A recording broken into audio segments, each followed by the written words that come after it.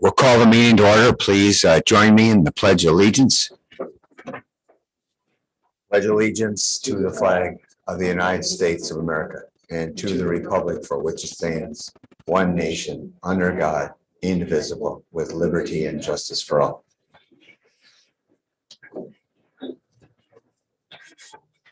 Thank you. That's about 1 in 6 years that we get to, or 7 years that we get to pledge allegiance on Flag Day. So anyway, first we have citizens' request to speak. We have one request. Hudson, would you please come forward? You can stay right there. We'll move the camera, and since you're the only speaker, you have. What's that? People watching YouTube. You have up to 3 minutes. You have no requirement to use the whole 3 minutes, but okay, good. Thank you. Do you want me to say my address? I'm sorry, I should have said it. 213 River Street, Hudson. Is that correct? Yep, that's all right. Very good.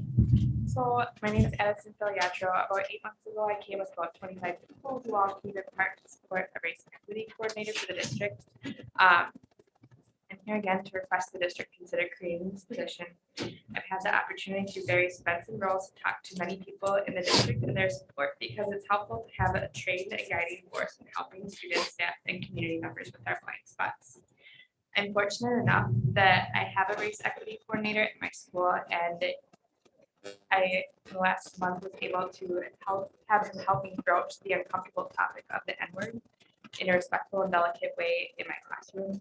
And this is something that I know from the several parents that I talked to in the last year is that at the high school.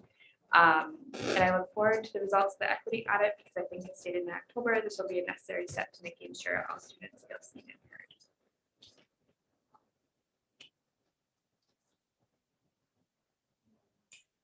All right. Thank you. All right, next up we have reports, and I'll turn it over to Nick, and I'm assuming we're going in the order on the agenda unless otherwise specified, but it would say community relations first. I believe that is the case. So I'll turn it over to Tracy. Awesome. I'm not going to go through everything that's in this document, so I'm just going to go over pieces of it. Obviously, this past year was dedicated to COVID-19 communications, and certainly the first half of the year in particular for my department, we managed through December all of the close contact and positive case notifications that went out to families and students. The School Start Time Advisory Committee was restarted this year as well, and that was a joint effort between learning support services, financial services, and transportation. I won't say much about that. There's a report later. As far as general communication, some of the bigger pieces, we have now completed our transition with our crisis communication system. So Blackboard, we used to use Blackboard Connect. We updated the system to Blackboard Mass Communication, which allows us to more easily text families, as well as it comes with an app that we haven't used yet, but would be able to connect a lot of our systems like Skyward and whatnot within that app at some point. And then this system also allows us to automate our attendance. So right now, teacher or the offices all have to make those calls to families. This would automate it, and families would receive a text when their student wasn't in attendance. The other piece that I think of interest is the school perceptions data that is showing not only with the website, but our communications as a whole continue to be moving in an upward trend. So that's good for us. School safety, we had several things that we needed to complete this year, including the final pieces of our grant, which that's all done, but that doesn't mean the requirements from the state go away. So we continue to meet or need to meet those requirements, including some training requirements. We continue to hold tabletop exercises within each of our schools. And we also my department, teaching and learning, finance, and IT moved forward with cybersecurity crisis planning. And IT will talk about that more. Then moving into, I'm going to just jump then to community services. I'm not going to talk much about school age care because that report will be coming at your next regular meeting, other than to say thank you to our school age care team for working throughout COVID. And I've said this before, but I want to say it again, that this was a group of staff who continued to work face-to-face with kids throughout all of COVID. We did not close our services during that time. With community ed, a lot of this we've had reports on previously as we were looking at budgets. I'm happy to report that we are on schedule to meet the projections that we talked about back in January and February, to end the school year in a good place or moving in toward a good place. Our participation rates, especially in community ed, continue to be about half of what we typically have, but I'm hopeful moving forward that those will strengthen as we go along and we move further out of COVID. The fitness center is doing really well. Right now, we do see a drop off, but that's summer. And so we expect that. But we're still ahead, even if you look at our summer numbers, ahead of what we were when we initially opened. As far as facility scheduling, interesting. Even though we were open less, we still had about the same number of hours of our facilities used. And then if you look at revenue, we're going to end the year at a projected 133,000 in revenue. A lot of that was spring recitals, dance recitals this year. We were able to bring those back. Ryan did an awesome job. One of those groups is Larkin. And if you're familiar with Larkin Dance, they're one of the larger dance companies in the Twin Cities. They usually rent out O'Shaughnessy Auditorium. Ryan did such a good job. They want to come back next year. So that's good for us. And then we also are working with UW River Falls to schedule classroom space for them to use for some of their primarily business classes for next year. That's quick, but I don't know if I made my time, but I did two programs. All right, so is that, that's 2 reports down. All right, thank you very much. Any questions? Otherwise, yes, Heather. Quick question. So the chart of utilization of facilities outside of the school day, so does that include district and non-district use? Is that just kind of like outside of what, 7 to 5 p.m. or what do those numbers reflect? Those are both our activities and community use. So community rentals. So that would include athletics or any other school sponsored activities outside the school day. So depending on the building, it's just from the end of the school day until, most of our activities end around 10 p.m. and weekends, obviously. All right. Very good. Thank you for your reports. And now from community use of our facilities to a report about our facilities. That would be Jim Stasko. Jim.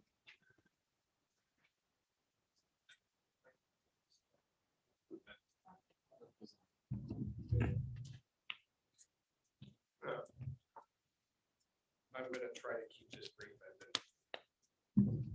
Mark to keep it under 4 minutes. So my list is, I've got it broken into kind of two different categories. The top category is a very condensed assessment of the different projects that we did over the course of the last year, and I'm not going to focus so much on those. The district always focuses on trying to improve our facilities and make it a better place for kids in our community. And I'm quite confident that we'll continue to do that moving forward in the future. And we always make a pretty good effort, usually get quite a bit of stuff done over the course of the year. I too am going to focus a little bit more on some of the COVID COVID stuff that we went through because it was a really monumental task. So down on the bottom there, I listed a bunch of stuff, and quite a few of them were about obtaining different things, obtaining masks, plexiglass, antiviral disinfectants, vinyl gloves, Clorox wipes, hand sanitizers, and sanitizer dispensers. And that on paper doesn't look like such a big charge right now, sitting here today. But if you want to turn the clock back about 12 or 13 months, those were all really hot items, and they were all each and every one of them, very difficult to obtain. And to obtain them in volume was even more of a just really, momentous task. The other thing that you've got to remember when you talk about obtaining those things in volume is the information that we were getting was very dynamic, was changing all the time. So the decisions that we were making about how are we going to handle this, and all the time under the umbrella of we're going to open. We are going to open on September 1st. We want the kids here. So some of these decisions to obtain these things weren't made till midsummer, and some of them, particularly with plexiglass, even later than that. So the fact that we were able to, focusing on that plexiglass, obtain the amount of plexiglass that we did in the different varieties of sizes and applications that we did, and get it done in about a 3 to 4 week window and set up and ready for the first day of school is nothing short of miraculous. I really didn't think we were going to be able to pull it off, but we did, and we were ready. Moving on with more COVID stuff, we increased and maintained the fresh air supply at all district sites, which was pretty challenging in the middle of winter. We had a couple really cold weeks in the first part of February where we were still able to really maintain that heightened level of fresh air, and that didn't come at a short cost when it comes to my being able to sleep. I can tell you that we were in a lot in making sure that stuff wasn't freezing, but we did maintain it throughout that cold snap. Replacing all the district filters with high rated filter. Also, filters were almost impossible to get. I don't know if anybody here ever tried to buy filters in volume. Probably not. I would imagine those types of things that only I get to appreciate, but they're made out of the same material that masks are, the N95 masks. So all the bulk raw material was going to the N95 masks, and they weren't getting it. So we were able to get them and get them in place, and we still have some. We're going to continue using them. Installing and maintaining, or initiating and maintaining higher district cleaning protocols during COVID. Now, we did that on a daily basis. That was just our normal cleaning practice, was this heightened level of cleaning. Then under that, we've got these 500 COVID room cleanings. That was every time that a student was sent home with symptoms, whether they had COVID or not, we did this heightened level of cleaning. And I had Betsy put that 500 together, and I know that's short. It's probably close to 750. Where we would go in with a group of 6 to 8 people and wipe down every surface in the room with our antiviral disinfectant. So it was a lot of extra work. We were able to get it done. And what probably makes me most proud about it is I got no pushback from my staff. They didn't push back. And this is a ton of extra work. And we did hire extra people, but many, many times it was just enough to keep us even, because we had people and we had people that were sick. So, this was a lot to absorb, and we did it, and I really think we came through shining colors. And when I was able to take my mask off a week ago Friday and walk around the building, I'm going to tell you, I was shocked at how much it smelled like disinfectant. It really smelled clean. It was amazing. Really, you missed that. You weren't able to smell it. It's one of the first thing I noticed. I walked around, like, man, it smells clean. So I'm going to keep it under 4 minutes. That was really, that's it in a nutshell. We really, COVID was quite a challenge for us as well as everybody else. everybody went through the quote meat grinder. But I'm really proud of the district as a whole. We were able to do it. We were able to really stay open. So hats off to everyone. For that. Okay. Well, all right. Well, just, you're not done yet. So we might have, all right. Is there any question? Yeah, Carrie. I'm sorry. Well, I would just say thank you very much, but also I would guess that I'd have to speculate that this year in comparison to last would be a cakewalk. So if you wanted to just ease into retirement with more of a stress-free year, I mean, I'm guessing you'd be welcomed back. So, I don't know that my wife will go. oh, Yeah. Yes, Bob. John, thank you as well. I think you guys did a great job, and I think there's no better way to send you off to retirement than to put you through what you did the last 2 years. I just have a quick question. I know because I have had to source filters and more filters than normal because of the increased airflow that we put the building in. So I know we've put in higher MERV rating filters and increase the airflow. Are both of those things going to continue through the summer and into the fall, or? Right now, the plan is, we talked about it a little bit, right around the same time. We talked about masks. We're going to keep the increase there. At least. Just got it. Well, I want to thank you for your years of service, 23 years with the district. And there's been a lot of changes with the landscape with regard to our facilities in that time. I mean, we added on to the high school, added on to the middle school. We built Rivercrest. We had additions along the way and upgrades at other buildings like North Hudson and Willow. And, so having one building that's like essentially 3 years old and another one that's essentially 100 years old, that's quite the feat to balance all of that. And I know that we still have some more fun looking forward to what we're doing with our elementary school facilities. But I know that you've earned being able to get off the merry-go-round at this point. So thank you very much for all your work. All right.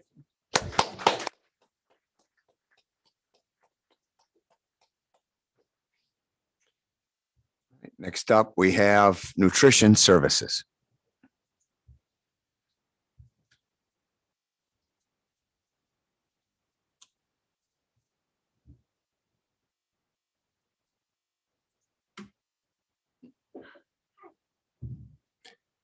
Okay, so I haven't done this before. Are you gonna time me? I practiced it a few times. Tim tries to use everybody else's unused time. So I wasn't exactly sure what you guys were looking for. The last time I was here, there were questions about participation. So that's really what I focused on. Who's in control of this slide? Okay. So I was able to dig into previous information from DPI and collect all of the previous years, well, not all, previous year participation numbers.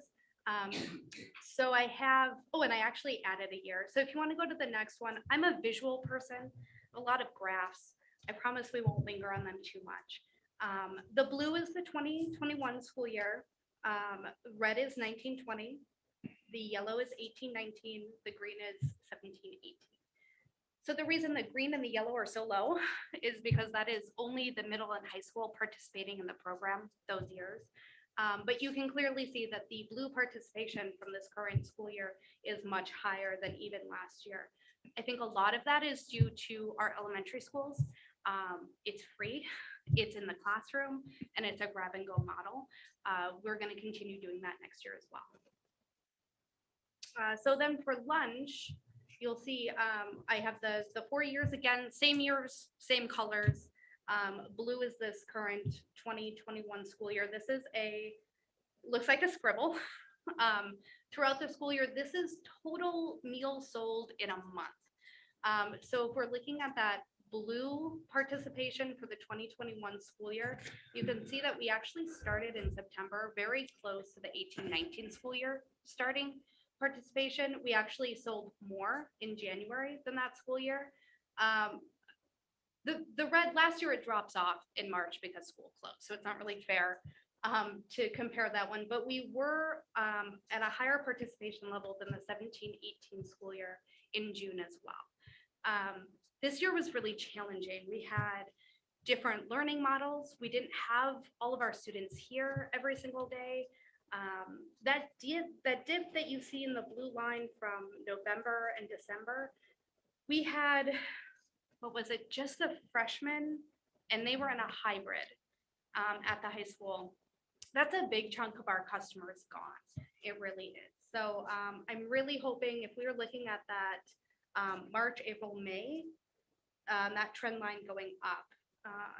June is weird because we're still distributing. So that's a really steep decline because we haven't finished this month yet.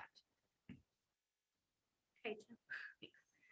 So then so that is total meals sold per month.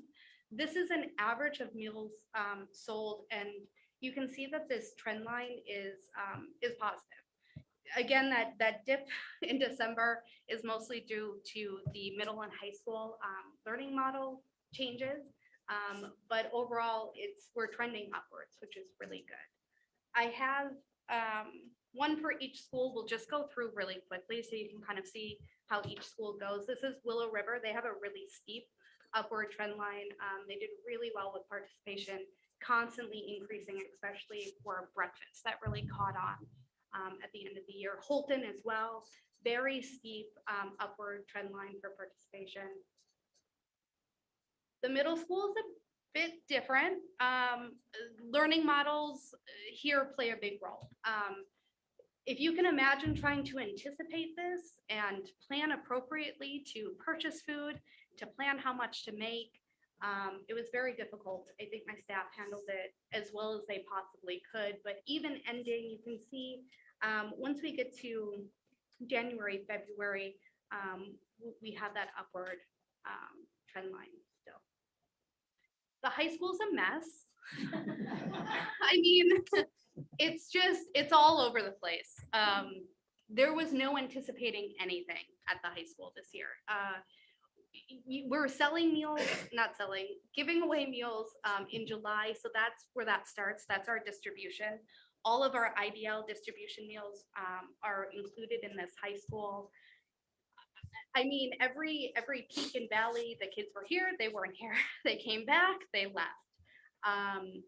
Really, really hard. But again, once we get to those last few months, we do see that participation going up and kind of starting to stabilize. And again, we're still serving meals in June, so that it's a drop off because I don't have any information there. North Hudson, upward trend line. They did really well this year. Started at 150, kind of ended over 200, so that's really good. EP Rock, I don't know how they were doing this, honestly.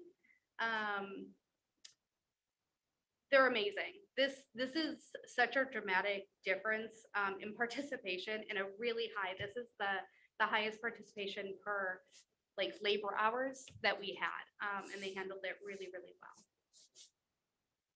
And Hudson Prairie, again, upward trend line. Hope you guys are seeing the pattern here. Participation's going up. It's a really good thing. Rivercrest, steep trend line up, which is our last school. So overall participation, it's been kind of rocky, but upward going. Okay, so then the fun stuff. Not that participation isn't fun, but I wanted to include some information about Lunchroom Hero Day and May the 4th be with you. The picture in the center is from Rock. The ladies dressed up. This was a hard year, and so we really tried to find as much fun as we could throughout the school year. I had asked principals to ask their teachers to spare some classroom time for students to give their lunchroom service workers feedback. So they wrote a bunch of notes. I have a few of my favorite quotes. I included the spelling errors because I think they're really funny, but I'll just read them like they're supposed to be said. Thank you for the pizza because it's warm and cheesy. And if we didn't have you, some days I wouldn't have lunch. I like it when you smile because I like when you look happy. Thank you for making great lunches. I like it when you make chocolate muffins for breakfast. Thank you for your great service. You cook amazing food servings. I love when you make walking tacos. I like when you cook up a smile on my face. They also started a petition to bring back butter that had a lot of signatures. At the high school, we were able to help support Susan Richards and Christy Pitzer in throwing the senior all-night party, just opening up our facilities and helping them, get some food in and showing them how to work the equipment and that kind of thing. This is just, I'm not going to read it, just a thank you note from them to Christy, which is our high school lead. And then finally, our engagement survey, we had 31 responses out of 37. That was really good. That's most of my staff. And most of those responses were strongly agree, and I don't know. And then this is what they thought about you guys, the board. I thought you'd want to know. Is green good? I Yeah, hope. green All is right. good. Green is good. Green is agree. And blue is I don't know. So I think there's some opportunity for my staff to get to know you guys a little bit better, but overwhelmingly green.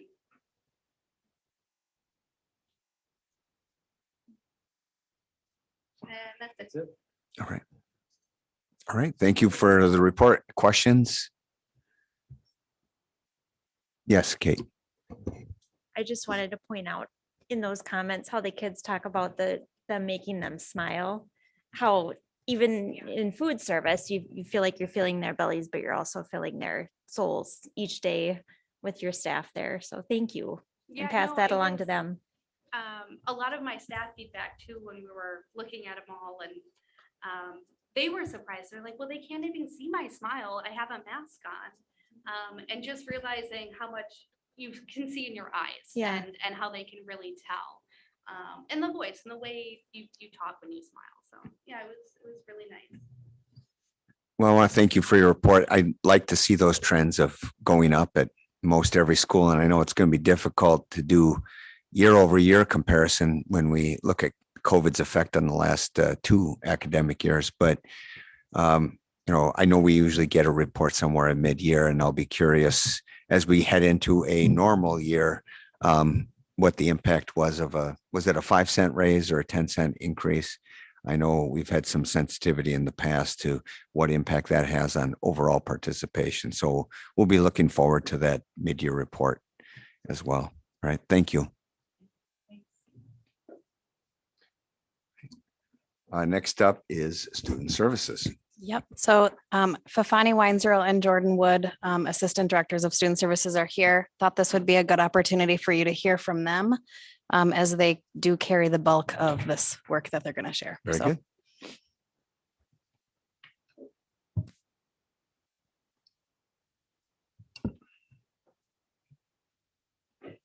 I'm Fafani Weinzerl, and I do recognize all the faces around here, yet every time I'm in front of you guys, I do get really nervous. I don't know why. In March of 2020, the Minnesota Gophers head football coach PJ Fleck gave an interview, and they got to talking about the effects of the pandemic, of course. And in the PJ Fleck, his typical inspirational talks, he made the comment that there are no problems, only situations.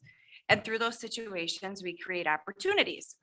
Student services took great advantage of all the opportunities that we had this past school year. But our parent, family, and community engagement continued to be a big priority for us. We were still able to get our special education parent advisory council together 4 times throughout the year, and shifting to a virtual model. We used either Zoom or Google Meet, depending what our topic was. We actually saw our participation and attendance really increase with that. And at our last meeting, we kind of asked parents, like, what do you think? Why did that happen?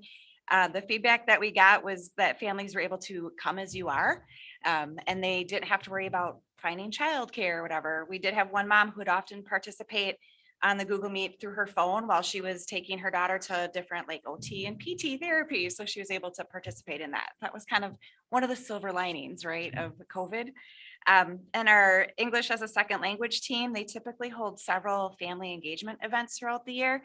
Without being able to come face to face, they were still able to find ways to get their families to share about their different cultures. And that culminated in our Cooking with Culture cookbook. If anybody's interested in a copy, you let me know. I can get you this, but it actually is really kind of cool stuff that they put together in there.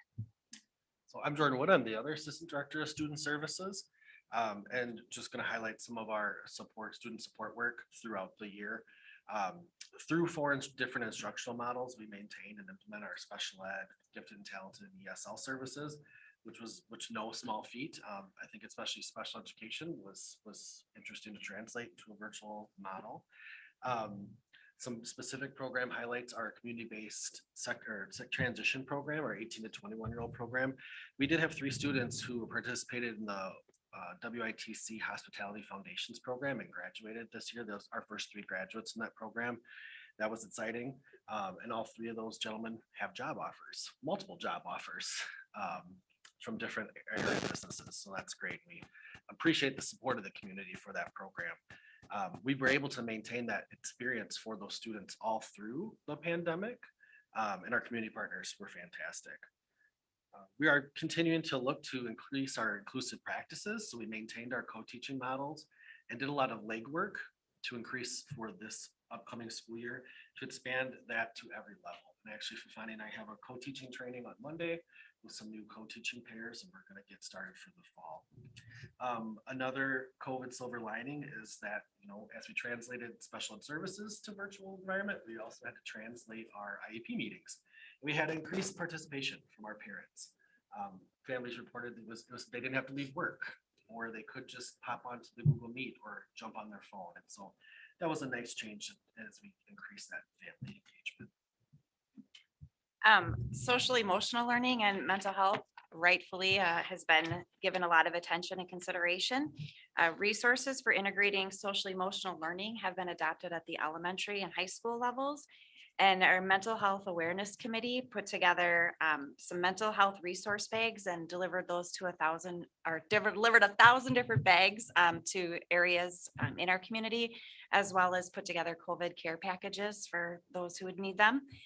We put together a mental health webinar series that was planned and then offered this spring. And then also there was the community-wide Unlock It family event at Camp St. Croix, and we had over 50 people attend that. So just some really great ways that we're still trying to get that word out and that message out. We also kept on with our professional learning and training of our staff. We did self-care professional development opportunity for all staff across the district, both certified and support staff. Fafani and I did some professional training for our paraprofessionals on behavior tools and increasing student independence to better the outcomes of students, but also prepare staff to work in struggling, hard situations. As a team, our teamwork and inclusion team continues to do our UDL book study just to increase outcomes for all students through accessible instruction and activities. And then I want to highlight our health services. Our district nurses, Sarah Felland and Lisa Kane, did a fantastic job creating protocols, processes, tracking and monitoring COVID symptoms, serving as the liaisons between the county and the Department of Health, and then just working with parents and families and staff. And on top of all of that, still maintained a really consistent high level of service in our health offices for all our student and staff. The other thing they did, they kind of took on a project with the cooperation of IT and transportation, and we streamlined and connected our 2 student information systems so that health information feeds directly from Skyward into Transversa. So drivers have that on the tablets, can see their student health information and have that. So just streamlining some processes that really turn out. That's all we have. Questions from board members? Yes, Molly. I just want to say, I really appreciate how the mental health care is extended to the staff. Because if we have mentally healthy staff, we are more likely, go back to school. We're more likely to have mentally healthy children. And I just so appreciate that. And I also really love how such a tough year can improve how we do things. And having the silver linings, I appreciate that, and how we're able to access so many more people, and they don't actually have to physically show up, but they can still learn. So I appreciate that. Thank you so much. Thanks. Yes, thank you for your report. And thanks for the good work you do. I know we're all looking forward to, again, a normal year, and this students, I know student services was one that was really taxed extra special hard, but going into instructional technology, another area where I think we learned a lot of things this year. All right, hi everyone. Super excited to be here. I can't believe that we are actually sitting here face to face after what was the longest 18-month year that we've ever had. Yeah. I would be remiss if I didn't start by talking about the power of our team. This year was unlike any other. Our instructional technology team really expanded to include Ryan, our transition crew, which is from the 18 to 21 program. Without these two groups of people joining our team, we would have really struggled to make it through the year. Between all of the devices that were coming and going, 500 webcams streaming every class lesson to our friends at home, it was a really tech heavy year. So without these folks, we would have had a definite struggle. So a big thanks to not only our technology team, the transition team, and to Ryan for joining us this year. So with that, we'll get started. Our technology team really came together this year. Starting in March of 2020, we met every single day for about 10 to 15 minutes just to check in and talk about what was going on that day, because every single day life would change as we knew it, and Google would release a new feature, or this would crash, or this wouldn't work, because the technology was so rapidly evolving to meet the needs of distance learning, face-to-face learning, all of the things that really needed that attention in ways that we never had before. So with that being said, we offered professional learning for staff, whereas before technology would often live in its own little box of being separate. What COVID really allowed us to do was the technology now supports instruction. It's not something separate. It's not we're doing this project with technology to use technology. It's technology is supporting and enhancing the classroom experience. So we're seeing a lot of that those universal design strategies built right into teaching and learning for students, which is really exciting. New ways of engaging students that we're really excited to continue on moving forward. We also increased our clientele this year, starting in March of 2020, where we were so comfortable supporting our classrooms, our teachers, our support staff, our administrative staff, you name it. We now expanded to about 5,600 families between March of 2020 and now. So we created a family help desk. And just in this school year alone, starting on the first day of school, we had 900 tickets from families, and that's just in our ticket system. They also were calling very regularly. We're really glad they call because we're happy to help. And the response time on average was under 1 hour. So obviously a lot of those tickets come in on the weekend when we're not around. So that kind of bumps up your response time to put it closer to 1 hour. But typically tickets would be responded to in under 15 minutes. So the texts were great. Ryan also helped with that. We were really glad he really managed our family help desk, which was wonderful. In addition to working through COVID, our staff was on site pretty much every day from about mid-May until now. And we moved. So ITS used to be in the building next door, and now we live at Hudson Middle School. We are really excited to be there. Our elementary technicians also moved out into their buildings. So now they office primarily at our elementary buildings, and our school perceptions data really show that that was a great decision to move them to their buildings. They're incredibly thankful to have those techs there. They're there on a schedule, and they're there every day for part of the day. So that's been really exciting and really beneficial, especially as we've had guest teachers trying to teach at a distance as well, and everything that way.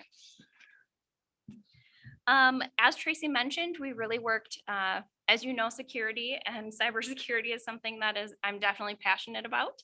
If you want to talk about it, I'm happy to talk with you about it. I could talk your ear off. But we really focused this year on developing a comprehensive cyber incident response plan. And Tracy was really great to work with through that. She really supported us on that process to build out what it should be. As you know, the threat landscape is huge right now. If you're sitting in this room and haven't gotten that email, Target had a breach or so-and-so had an incident, I'm very jealous of you because that is the new threat landscape and the new reality that we live in. So we really spent a lot of time not only creating that plan, but also testing that plan, running through tabletop exercises, growing as a team and working with financial services and communications and teaching and learning to really create a comprehensive plan that factors in all of these different things. We got new high school and middle school Chromebooks this year as well. So not only did we do drive-through service at our middle school and high school to collect up 3,500 Chromebooks, we had to get new Chromebooks and deploy all of those. So we got those out to our students. Our middle school and high school students are really excited about those devices. We also, as an IT team, like those devices. They are more durable. They have a great warranty. It's been a really great year with Chromebooks. We just collected them again a week ago. So we're just excited to keep collecting and deploying. And then on the cybersecurity front, two big things that we're going to talk about. The data looks a little bit interesting as far as our simulated phishing attacks. So as you all know, especially as board members, pretty regularly I'll see an email from a board member saying, is this real? Is this, and it's not always Jamie, but typically, no, I'm just kidding.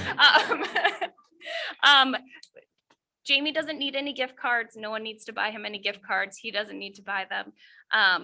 And so what we know is that our bad actors are getting better every single second of every single day. So what we did this year was we increased the complexity of the simulated phishing emails that we send out. And they are much harder now. So at the end of last year, we had about 3% of our staff, which is almost 1,000 staff members, clicking on the simulated emails. This year we have 8%. But that's what you would hope to see, right? As we increase the complexity, we're going to see more people learning from those emails as to how to get better and be more aware. The good news about that is that we are still seeing more and more staff members every time we send an email, which is monthly, reporting those emails to us. And so if they report that email, like my preference is to just continue to see how many people report it, that number always going up, which means that we're always going in the right direction. They get a really delicious little Swedish fish with a kind thank you from the IT department. And we love that.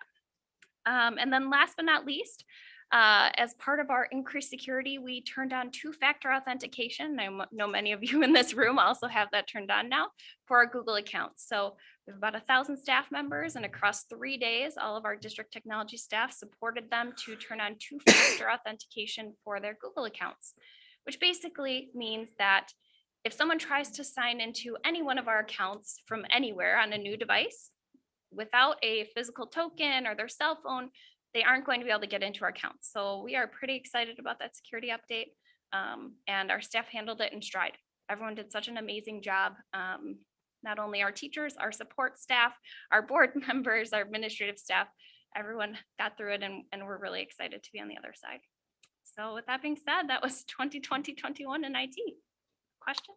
Questions for IT? I don't see any, but Jen, thank you for your work and thank you for your report. Thank you. All right. Moving on now, we have some elementary schools. So first up is Rivercrest. Great. Well, hello, everybody. I'm happy to present for you this evening. Once a year, we get to talk about what's going on in our elementary schools. And so it was a interesting year. And I have to begin by just applauding our teachers and parents and students for being ever so flexible, ever so supportive, and staying focused on what our goal was to make authentic connections, which happens in person. So connections and relationships are what drive all of it. And so our goal this year was very clear: keep the kids in the building. And so if they said it takes plexiglass between everybody, plexiglass it was. Masks everywhere they are.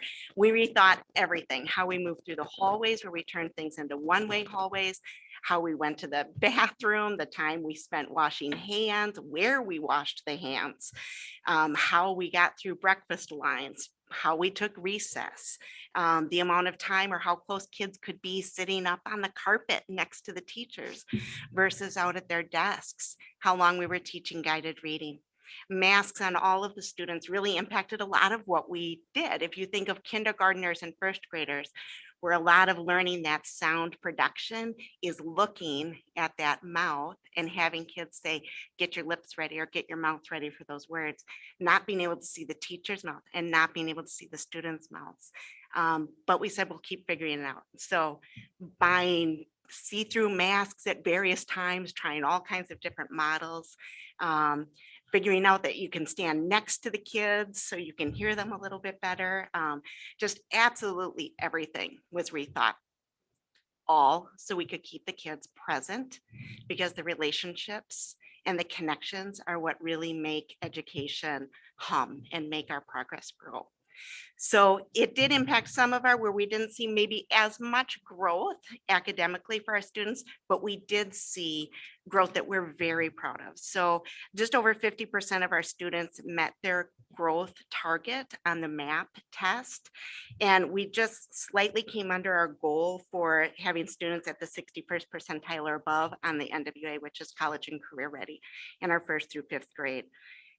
We also had a goal for student engagement in hoping to reduce repeat negative behavior. So our goal is to have students not have more than one office discipline referral. And we hit that with at 88% of students. So which was really good. We ended the year with 90%. So our goal was to go from 88% to 92%, and we hit it right in the middle at 90%. Again, the connections and the relationships really fueled everything. So a couple of our big highlights this year, one was learning that our school was nominated for a Blue Ribbon School nomination and reflecting on the practices that we've done in the past to really help students be successful in their growth. And again, a lot of it came back to how we're connecting with kids and really getting to know them, both as learners and little people, and working with parents and working with each other, because it can't be done alone. It's done together with a net of support that supports our children through their educational journey and their development in these young years. Another highlight was our PBIS team that attended a conference late summer supported by Student Services, and really let us kind of regroup and think about how we support students in really meaningful ways. And it was 2 days of time that we had presenters that were really outstanding on everything from trauma sensitive schools, social emotional learning, multi-level systems of support, equity, inclusive practices, adult resiliency using their PBIS system, and data analysis. So learning and then reflecting as a group, and then really informing our next steps. And those teachers who chose to participate in that, some of the hours counted with their flexible professional development they can do. Some of them participated just because they wanted to, but those leaders really fueled a lot of our work through the year. So again, that teacher-driven dedication that helped us move forward. In addition to that, then we implemented whole school zones of regulation, which was in one of the newsletters. So thank you, Tracy, for that. And it worked with the parents as well on that. So helping students really understand how they're processing the world, which this year, I think for staff and for students, there's so much that was unknown. Almost every week we'd wonder, is this going to be the last week we have students in the building? Are we going to shut down now? Kids whose parents didn't know who were, do I send you to school or don't I? And parents who, and we were able to keep the doors open for this, parents that chose, I'm going to keep you home because I'm not sure if this symptom is something that's COVID related or not.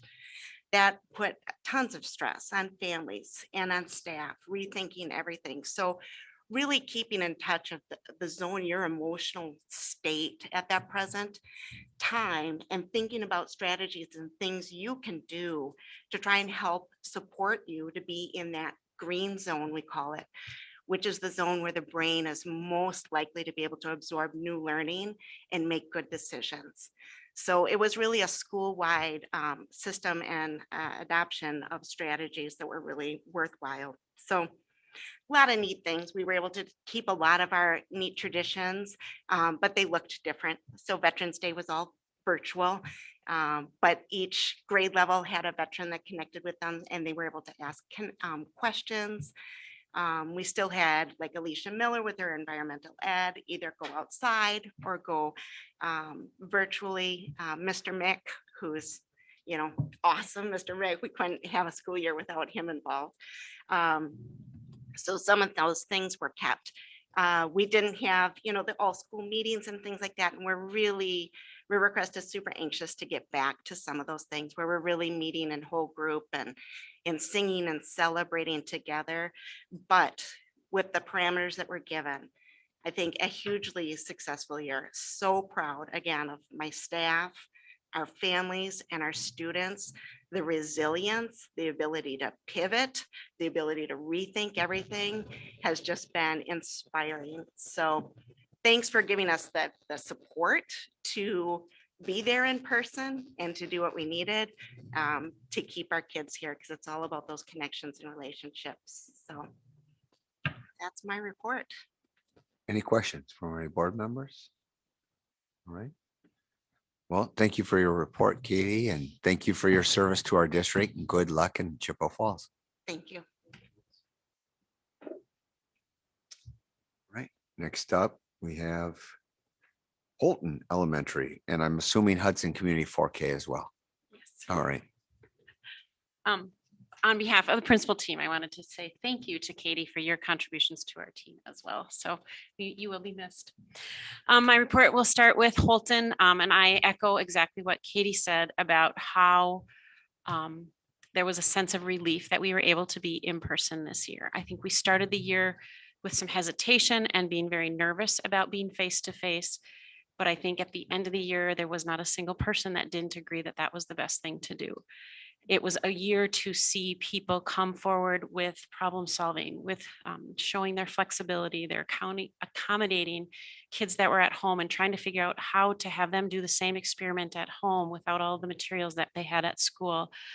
Being creative, being a huge amount of communication with families of IDL learners, trying to be organized so that they could plan ahead and have kids participate. So it was a really tough year, but I think everyone felt like it was the right year, the right thing to do this year.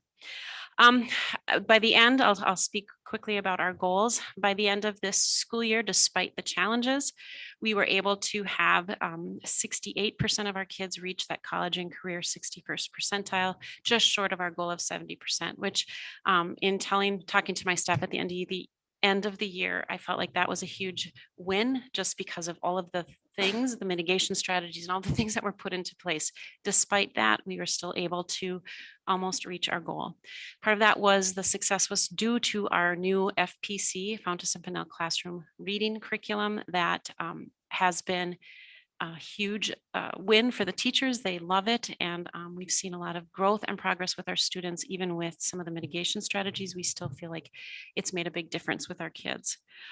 In addition to that, we had to go virtual with everything, which included our data roll throughs where we would gather teams of classroom teachers, interventionists, and talk about what kids needed some additional support and then identified what that was. Still able to pull people together to do that brainstorming and problem solving so that we could identify what kids needed. And due to some of that planning and close, careful watching of kids' observations and trying different strategies, one of our goals was closing the gap, and what that means is getting our special ed students up to grade level, reaching their goals. And we're able to dismiss 2 students out of special ed, which is a pretty big accomplishment, and we were very proud of that. Other highlights and successes, we started the year with 23 IDL students, and by the end of the year, we had 5. So we convinced them to come back. No, they felt safe, and I think they felt like that was what their kids needed by the end of the year, was to come and join, and we're 100% in agreement. Over the year, we served 120 students with the close contacts, and so that kept teachers on their toes. Sometimes they would have students on IDL, sometimes not. Because of the challenges with the mitigation strategies, the student connections, the staff connections were sometimes difficult to maintain. And so we really tried to come up with some ways to think about that in maybe a different way, but to still continue to make sure kids were connecting. We identified students who did not have a connection with at least one staff member and paired them with staff members so that they had that adult connection. I made a lot of positive phone calls. I rounded with a lot of staff, just giving people the opportunity to talk, to share, and making sure they knew that we still wanted to meet and be face to face and building those relationships. We made a Holton cookbook. That was a really nice way to bring families together to submit their recipes and then gather the recipes of everybody in our Holton family. We also did a one book, one school, which again, virtually brought everyone together reading the same story. We had a virtual visit from the author, and just trying to come up with some different ways to bring kids and staff together. We adjusted some of our school traditions. We were able to still do fifth grade camp as a district with one day at Camp St. Croix. Our typical all school ice skating was skating, roller skating with lights and disco balls and everything in the gym. We did individual grade level kite flying. We did an all school picnic over at the Loop Trail. We did virtual concerts that were sent home to families, a virtual talent show. We were able to do fifth grade orchestra, and we did garden club with smaller groups. So overall, I feel like the school year really provided the academics, but also the social connections that kids needed, and was a huge success. I just have to put in our plug for next steps would be to look at Holton's space. We're a little tight, so that would be our next steps. Any questions about Holton? Questions at home? All right. All right, I will move right into 4K. 4K, as you can imagine, is challenging virtually, but we were able to provide a IDL experience of 15 to 20 minute coming into the classroom via the Google Meet to do maybe the all school or the classroom circle meeting, the morning meeting, or sometimes they were part of the free time and kids could talk with the students. So we were able to be creative and get those kids a part of our 4K classes as well. We continued our focus on our 4K priority standards. We did professional development on those standards 3 times throughout the year, as well as some inclusive practices such as UDL, trauma-informed practices, and de-escalation strategies. So really trying to provide professional development for all of our sites and all of our 4K teachers. We had virtual data discussions where we looked at the priority standard data from each site and then as a district to see trends, to find areas that maybe we needed additional support, and then used those discussions to determine our next steps for professional learning. I was able to provide an overview of our 4K priority standards, kind of the process that we went through. I partnered with the coordinator of the Wisconsin Pyramid Model Consortium, and we presented at the Preserving Early Childhood Conference in March as to kind of show the work that our 4K program has done. In terms of enrollment, we had 305 students in January, which was down a little bit, but we anticipated that because of families just not knowing and 4K not being required. So we knew there would be a little bit of a drop with the COVID. This year, at this point, we have 236 students fully registered, which is about 55 more than last year at this time. We anticipate at least reaching 300 by the end of the summer. A lot of families daily, I'm getting their Skyward registrations coming through, so it's ongoing. We had 30 students that were open enrolled, and last year, we currently have 23 approved. We have with 9 of last year's coming into the district. So we're holding or capturing about a third of those that are open enrolled into 4K. We have 16 students that will repeating, which is down 3 from the previous year. And we are adding the 2 school sites, EP Rock and North Hudson, which will give us 3 school sites and 9 community partner sites. Despite challenges, we were able to deliver IDL instruction with the support of my 4K secretary, Kelly Schickling, and 2 4K teachers, Melissa Breezy and Heather Sunberg. We were able to put together 4K instruction to send home with monthly information to include a learning menu, family activities, and an assessment kit, family resources built on our essential standards sent to families so that they could participate at home. We sent home assessment toolkits for families to use and send back information on things that teachers couldn't assess without being right next to the child. They also did a lot of assessment via the Google Meets, and so very, very creative. We had 23 students start the year on IDL with 4K and 13 ended. And over the course of the year, we offered IDL instruction to 98 students that were out for close contacts or what have you. And finally, we did a 4K showcase video. We had a lot of questions about what is the Hudson 4K program like? What is it like? What kinds of things do you do? We also then infused our standards, our priority standards throughout the video to showcase the work that we're doing. We had all the sites contribute pictures and to showcase the work and to sort of provide an overview, and that's on our 4K website. Our goal is equal access to quality 4K experience. And we will continue to utilize site visits for me and other Hudson staff members to ensure that there is a consistent delivery of instruction from all of our sites. Questions about 4K? Any question, Heather? So thanks for your. Yeah. Both excellent and the support to the program. I feel like I should know this, but remind me, so the reference to students who are repeating 4K, like what age is eligible for 4K? And so sometimes are they repeating just because really they're not quite old enough? Or is it more like an assessment was done and we think they benefit from another year? So All of the above. eligibility and then what happens that causes So, students to yep, a student has to be 4 on September 1st to start 4K. At some point, we do have guidelines for the students to be able to repeat. If it's a summer birthday, they can repeat at their choice. If it becomes more of a spring or late winter birthday, then we ask that they involve the teacher and the family, and we kind of meet and see if that is actually the best decision. So it really has been, most of these have been parent driven, just wanting their child to have that experience. And this year we were pretty accommodating just because for some of the IDL students that maybe weren't in person, we wanted to provide an opportunity for them to have that face-to-face experience. Yeah, you bet. Any other questions for Sue? All right. Well, Sue, thanks a lot for heading things up at Holton and the community 4K, and looking forward to your work at Willow. All right. Thank you. All right. Next up, we have Hudson Prairie. Joe Benke's here.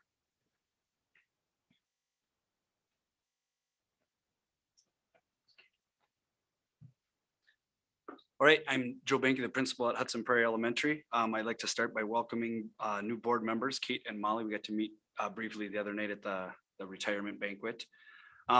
Obviously, this year presented us with a lot of challenges. I'm just going to speak briefly on a few scorecard data points and then discuss our building mantra and really share some staff insight and reflections. Try not to repeat too much of what my colleagues shared there, but we'll work through that. So our first real highlight here on our scorecard data, Sue shared some achievement data, I'll share some growth data. And so our goal was to have 50% of our 1st through 5th grade students meet their fall to spring growth target on the NWEA reading map score or test assessment. And so we ended up with 56.9% of our 1st through 5th grade students who met their fall to spring growth target. And a lot of that, I think teachers would accredit to the FPC curriculum that Sue alluded to there a little bit. When you start a year with all the challenges we had, and then you tell the staff we're going to also implement a new reading curriculum on top of that, that was a bit much right away. And as teachers got comfortable and into that, I think they all realized really quickly what a great resource that was. And we're really excited to continue to work with that as we work forward next year. Sue touched on that FPC curriculum a little bit. I would like to give you some feedback from staff at Prairie, and I'm sure other buildings had the same feeling. They really wanted me to thank the board for that extra time to plan those early Wednesdays, those few days that were worked in through the year. Our PLCs, a lot of that was used for prep with some of the IDL discussion that I'll bring up in a little bit. But as a result of that too, a lot of extra galvanizing and leaning in and coming together with teams happened because of that. And I just wanted to make sure that I mentioned that on their behalf. That came up over and over and over as we reflected towards the end of the year. So I'm glad I get to share that with you as some feedback. So our mantra for the year, we opened the year at our first staff meeting with being open-minded, using creativity and staying flexible. We knew we were going to be put in some difficult situations. And if we relied on these 3 concepts and came back to them, we really involved everything IDL and learning how to be those distance teachers and you're kind of scared of the unknown. Most people are scared of what you don't know, right? And so as teachers really settled into that, and IT was incredibly supportive and working through all the pieces that went with getting staff trained very quickly to pivot and adjust to what that's going to look like. We started the year with 53 permanent distance learners.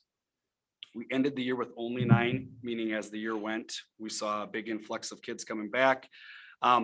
19 out of our 23 classroom teachers started the year with permanent IDLs. We ended the year with 5 classrooms having them. And then we saw that big surge in November where we had over 70 kiddos out at that intermittent learning. And every teacher at some point this year was an IDL online teacher. And so just an incredible learning curve for them. And then you look at the results on top of that, it's pretty amazing. The work that's been done to connect with kids via internet and in the classroom. So just a lot of work that went into that. So that was our open-minded focus, how we were going to work through that big obstacle. And then creativity, using creativity. This one, I regretted putting on our mantra as the year went, because we always ask the question, why not? And so you can imagine what teachers, as they got their comfort zone felt out, would come to my office with, well, why not this? Well, why not that? And so we had to curb that enthusiasm a little bit. Very much appreciated, but the using creativity really focused around a lot of those virtual opportunities. And like our student services talked about in their report, the ability to engage families at IEP meetings virtually, or parent-teacher conferences were a great hit virtually. So that there are those silver linings that as you reflect back, the creativity used are going to be opportunities we have going forward to continue a lot of those pieces. And then just, I wish you could have saw what I saw day in and day out, moving in and out of classrooms, and how they made the opportunities in front of them work.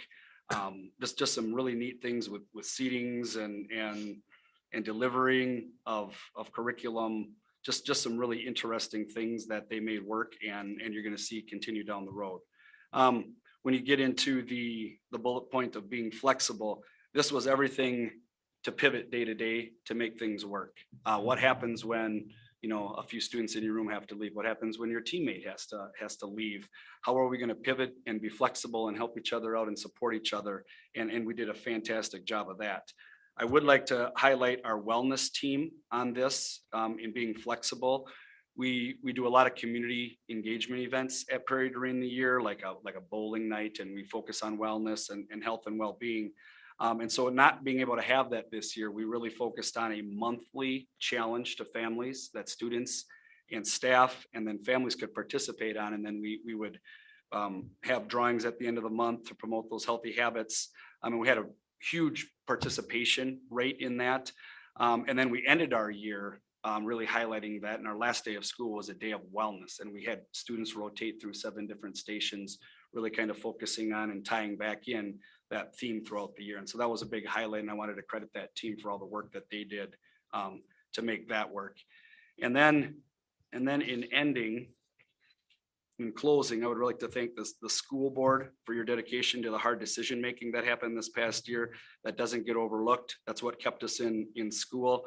I'm very proud of the way our admin team was able to navigate a lot of those circumstances. And then just most incredibly proud of our staff for executing the decisions that were made, and our families and our students. I don't think get enough credit for their resiliency and their ability to just be perseverant and dealt with and got through. And I don't think anybody anytime soon is gonna, the thoughts of what's gonna happen down the road because of COVID is gonna be really interesting to see. And I think as you look around the area, I don't know if anybody handled it any better. So incredibly proud of the work that happened this year and feel very proud to be a part of that. And then in ending, I would like to extend Katie well wishes as well. I don't know if I can see her in red yet. Can you see her in red? I just can't see her wearing red. But I got to work under Katie and then for Katie or with Katie. And so I really appreciate everything that she's brought to our district as well. And then my last shout out is to Carrie. She found the word oodles in my report. And so if you're bored later and you want to go back and find that, I told her that's what happens when you take feedback from staff. You're going to end up with cool vocabulary words like oodles. So shout out to you for finding that. Thank you. Okay. Thank you. Right. And then last but not least, we've got the high school report. Mike?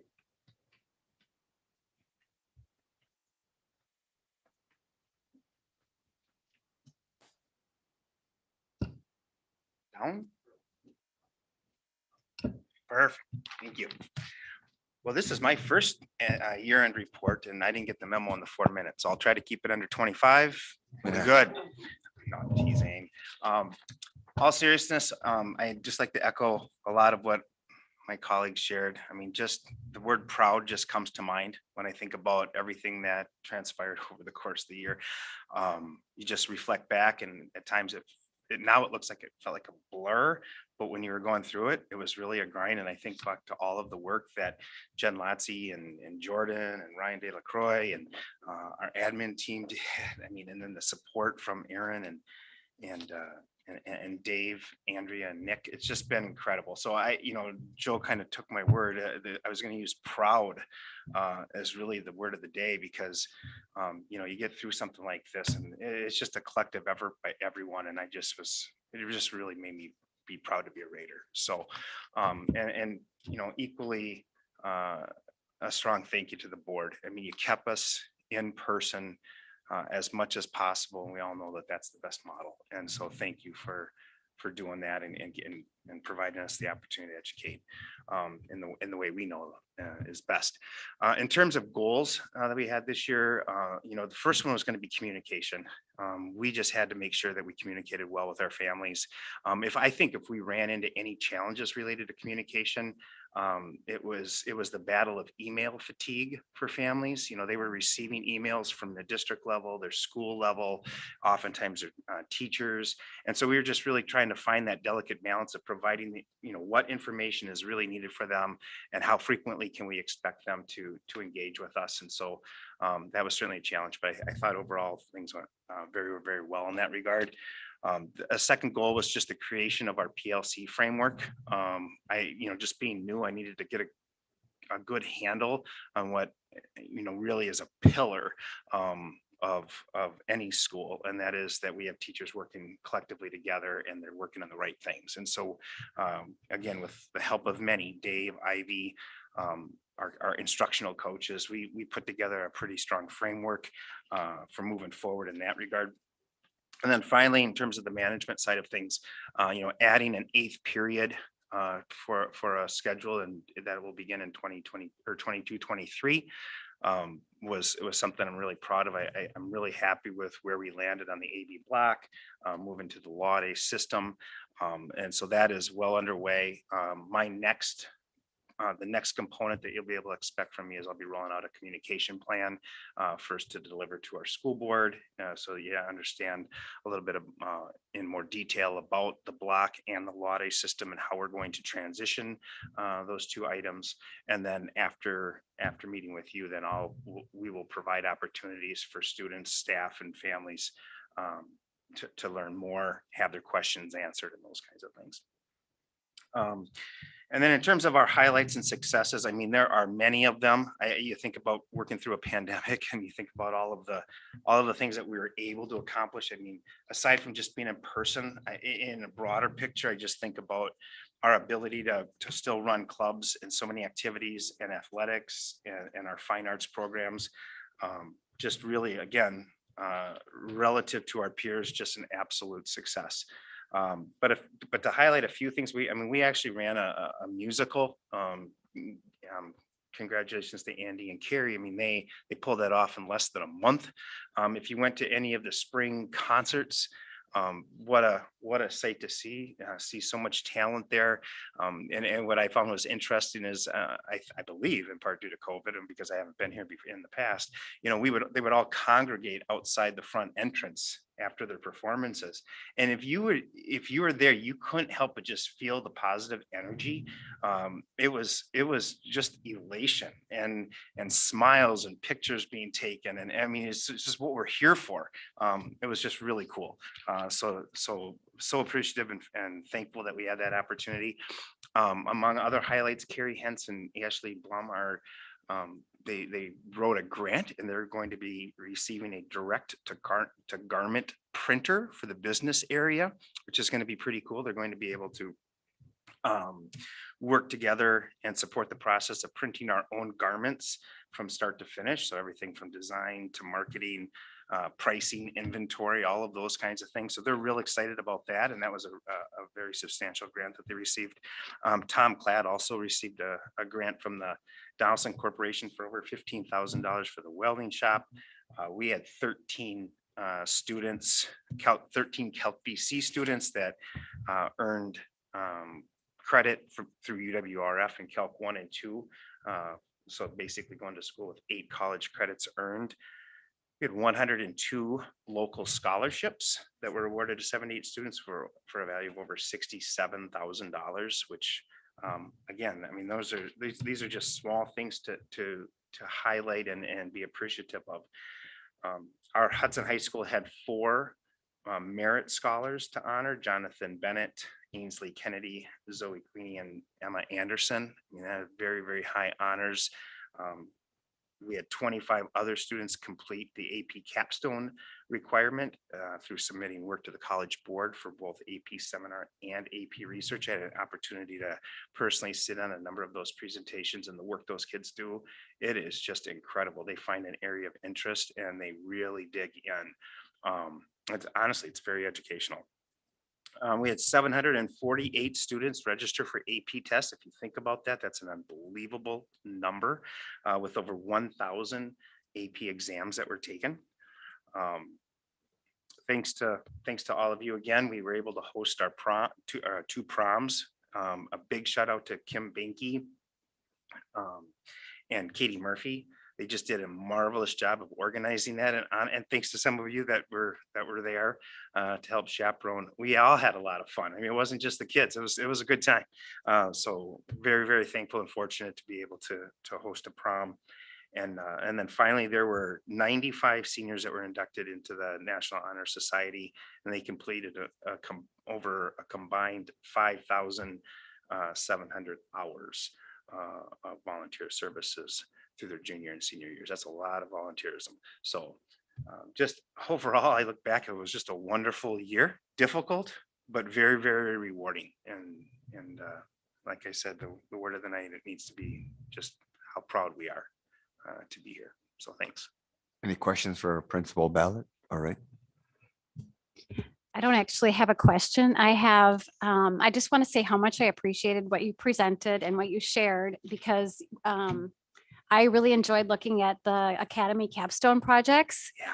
They were super fun. And I thought they were super interesting, timely, innovative, sometimes a little silly, yeah, but really, really cool stuff that these kids did. Yeah. So the stuff that's going on at the high school is pretty cool. Thank you. Thank you, Molly. Any other questions, comments? Right. Thanks for the report, Mike. Congratulations on finishing your first year. All right. All right. Well, that concludes the reports for this month. We have more next month, and just checking with the board. Should we do a break now? Is this about halfway point of the meeting? So maybe we'll take a 5-minute break if we can do that. We'll stand in recess. Come back at 7:23. Is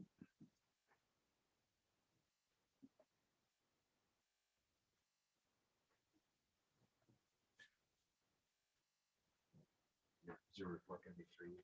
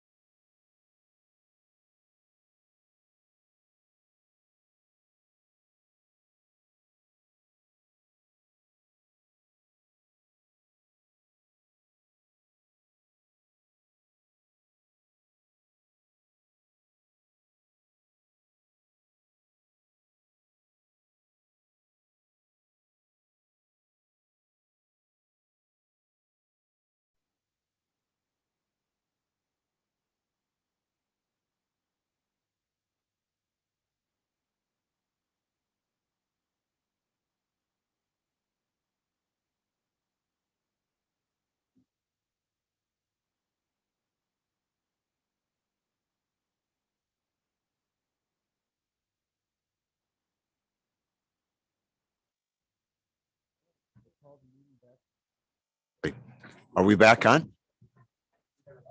Okay, we are back on. We have superintendent's report. All right. Because I know this is going a little too quick for people, so I'm going to try to slow the meeting down a little bit and kind of settle in. And no, I'm kidding. So a couple things on the superintendent's update. So we have the COVID operational update. We're kind of winding down on the COVID operational updates. No real changes over since met, a couple weeks ago.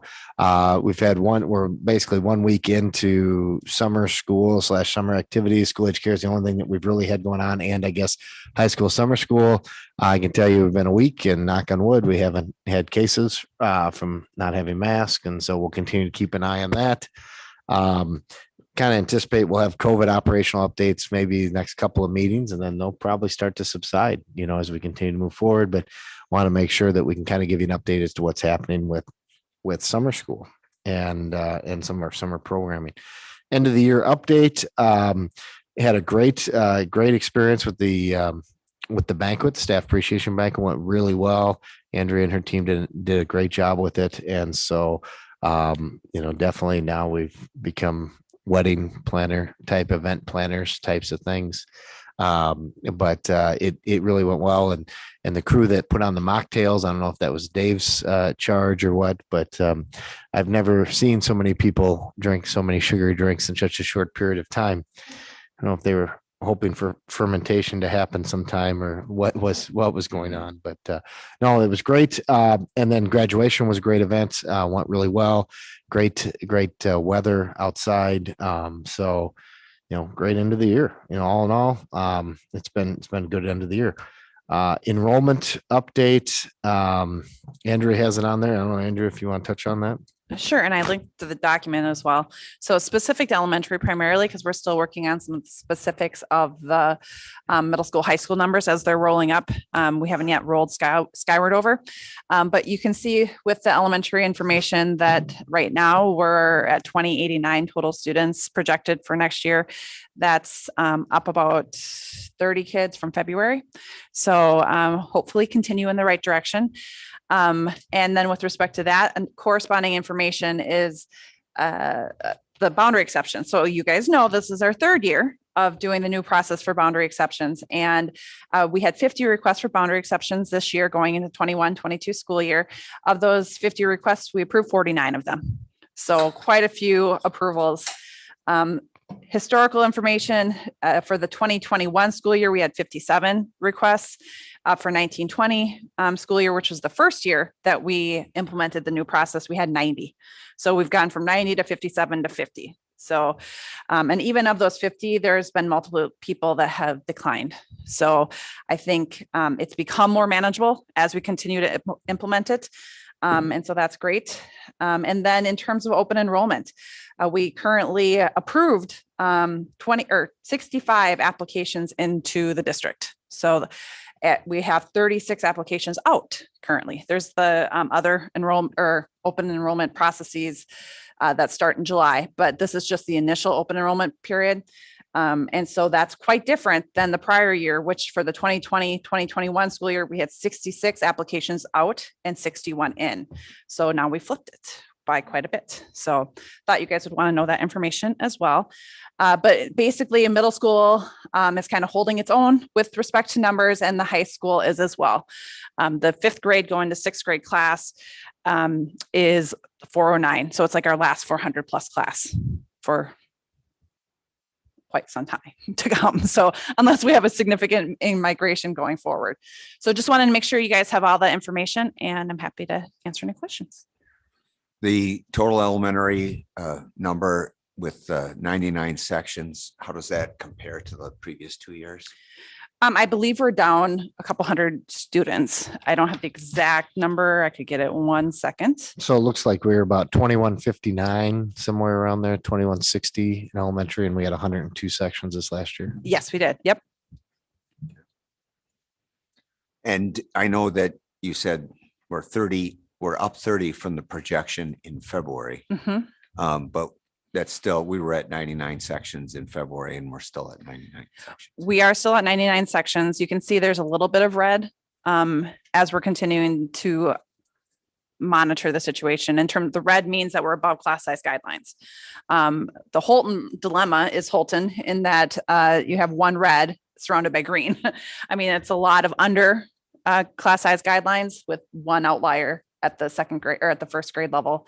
And North Hudson, you kind of have the K1 dilemma where it's the same number of kids. And you can see it's a perfect example of if you're over or you're under, I mean, what it looks like in terms of class sizes. So that's one that we're closely monitoring as well. Yes. Go ahead. Excuse me, I think you started by saying this is preliminary or it's right now. Like at what point do we say, and we are making decisions based on today, or have we already reached that point? We did that back in February. Okay. And so we've made our staffing decisions back in February. We continue to monitor it so that if we, like in July, we have 15 move-ins from a new development, then we'll be able to pop up another section if needed. But it's always an ongoing analysis. This is what was important with this particular moment in time is that it triggered the analysis of boundary exceptions and open enrollment placements. So wanting to make sure that we weren't adding 3 kids to first grade at Holton, that would make it even more out of whack, right, with our class size guidelines.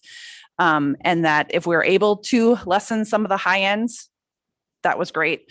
But for the most part, I think you look at Rivercrest and Rock as kind of the examples of, well, Rivercrest is a little lower now because they lost a couple kids, but last week they were, there was no green. So I guess we had a few go out, but they're kind of consistently within the playground in terms of where we want with class size guidelines. And that's what our goal was to keep that. So our application of the rules of open enrollment as well as boundary exceptions will go up to 1 less than the class size guidelines. So if our class size guidelines 18 to 22, we'll place kids up to the point of 21 kids in a class. And so that's why this is so important for us when we operationalize those pieces. So follow-up question, and you called out the seemingly odd discrepancy in North Hudson. Is that because staffing decisions were made and numbers have changed since then, that we Yeah. have now 2 same number enrollments with a 2 and a 3? It's changes to enrollment since we made decisions about staffing. Correct. And significant changes. I think they popped 5 kids in K within a month. Like there was every time a registration email goes out from the district, then we have a spike in people who sign up. And so that was one of these. We were just last Friday at 22. So Shannon emailed me over the weekend and said, we found 2 more kids. So it does fluctuate quite a bit. And it's hard to lock down some of the numbers until August. Do we ever in situations like that end up, a North Hudson parent letting them know, we're happy to have you, just so you know, your kid has a pretty big class, and just up the street in Holton, there's do we ever have those conversations with parents? We haven't necessarily. I mean, the boundary exceptions is part of the information that we provide. I mean, and this is certainly public record if anyone ever wants to see it. I think because busing wouldn't be tied to that movement. And that's what we were trying to get away with some of the district choice pieces, because we had 3 buses going through that one development over by the post office. So our default has been, we'll work within this, but we've had conversations between the K and 1 at North Hudson of, we want to look at that creatively to see, is it better to have 3 at K and 2 at 1 if we're not able to pop it at K. But a lot can change between now and end of August for sure.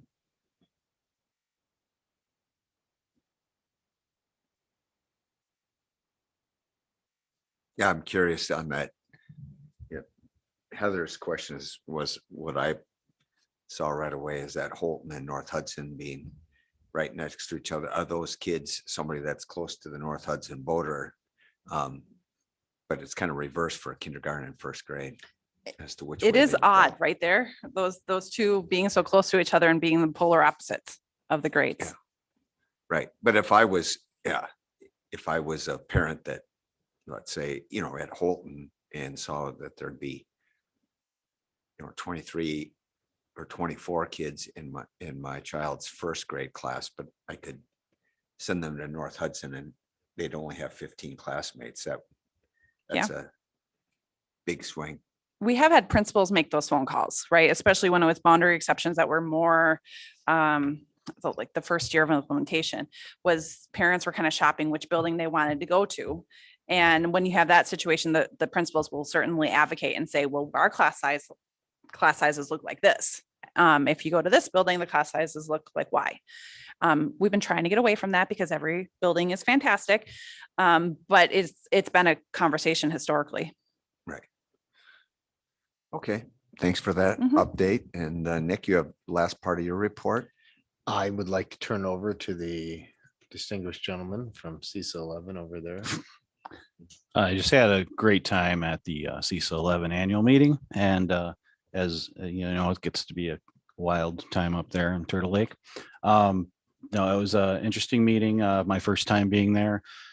Our board of control for our cluster had no changes scheduled, so my vote was not necessarily that important, but it was interesting to see the process they go through. Big news, set it on your calendar, is next year's 2022 CISA 11 convention will be June 6th, Tim. Okay. And takeaway would be much like we're looking forward to getting, back to normalcy. Imagine the CISA office up there in Turtle Lake when the casino's closed and everything's closed, and I wasn't aware of how many training sessions they have per year up there at that facility, and the amount of people that come together, educators and specialists. It was very interesting. When I got there, I was sat down, put my name tag on, and was met with a bunch of strange looks, and it turned out they were really hopeful that Rob was going to be there. So I was sorry to disappoint, but did my best. So, but they're looking forward to a big rebound year, getting people back in person and the services that they do provide for us. So it was interesting, and thank you. Okay. Any questions, Bob? All right. Do we thank you. nominate Carrie for next year then? So we'll get through this next school year, or get into, what was it, April that we nominated you, or May? But no, thank you for going there, and thanks for your report. All right, next up, we go into the action items, and I would entertain a motion to approve the consent agenda with language regarding expenditures.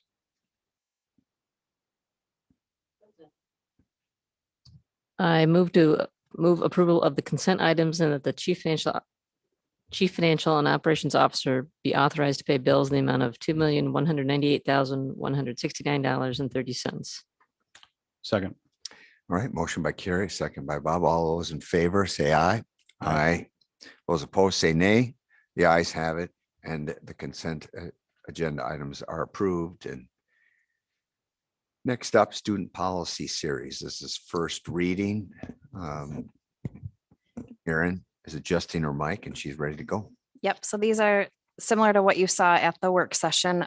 As we talked about in policy 453.3, that was the one we had talked about having a separate policy developed soon for employees. So those changes were made to just reflect students in this one. Other than that, no major changes. Okay. And in here are a lot of procedure changes. I guess I am curious, because I saw that on Mike's report, that, attendance procedures at the high school. Is that going to require a change in either a policy or a procedure, depending on what comes out of that committee? No. So what's in the policy is really what's required by state statute and how we follow our truancy procedures. So that won't require changes here, but it may be differences in how individual schools follow those or create their procedures to follow this policy, if that makes sense. Well, and there's a lot here in There this is. first reading, Yep. and, everything from communicable and Mhm. infectious diseases to dealing with kids with food allergy and dietary needs, Yep.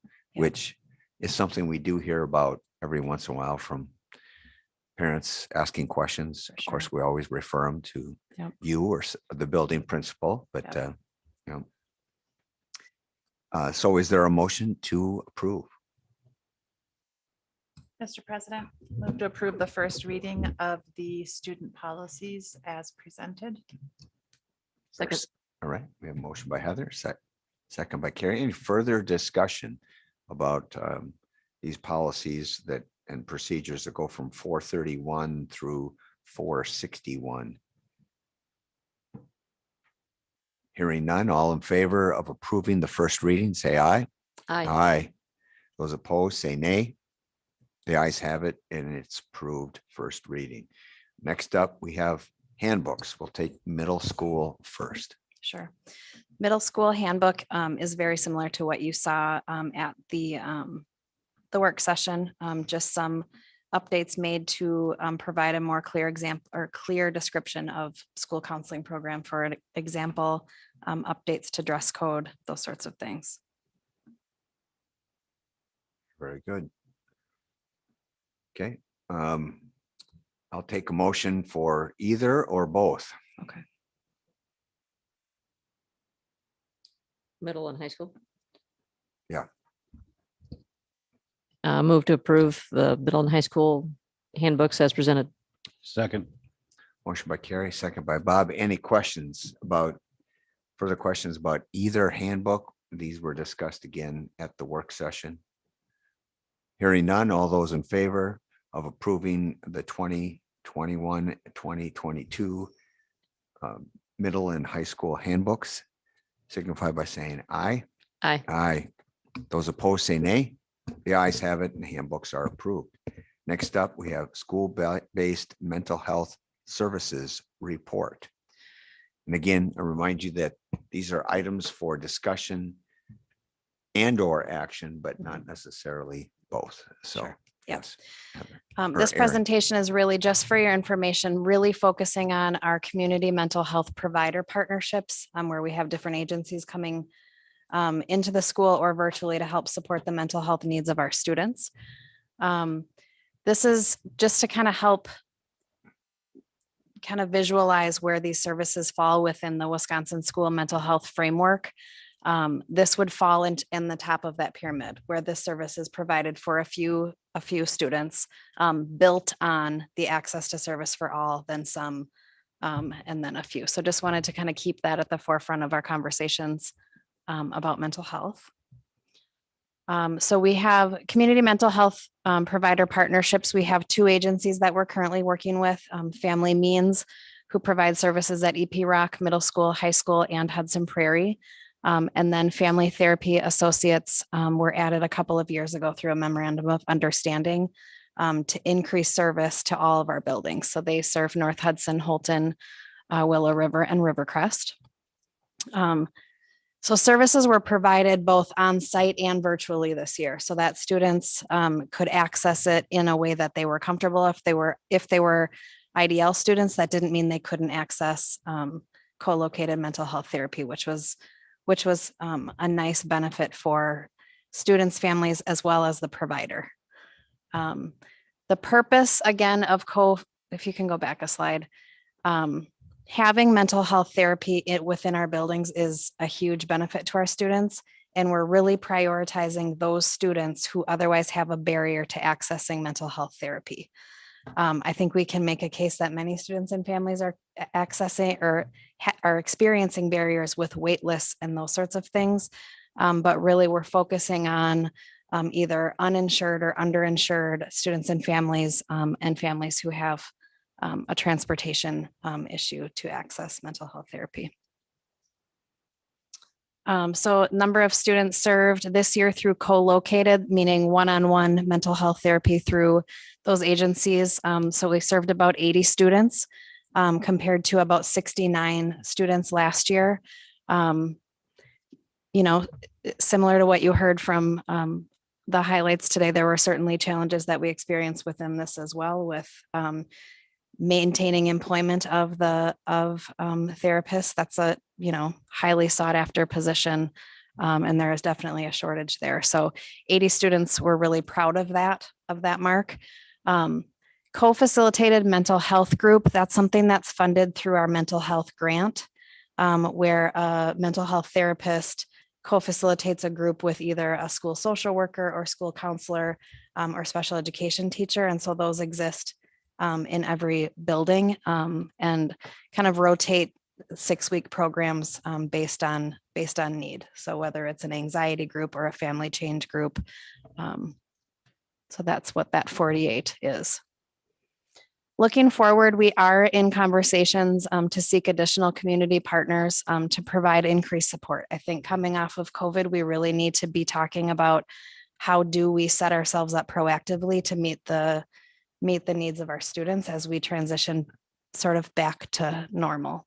And then our school counselors and our mental health coordinator have been working hard this year on refining our mental health referral pathway so that when we do implement our social emotional screener in the fall, we know exactly what actions we're going to take based on that data and not having to kind of wait or help families flounder through that, but it's sort of a clear delineated process. That's that. All right, questions?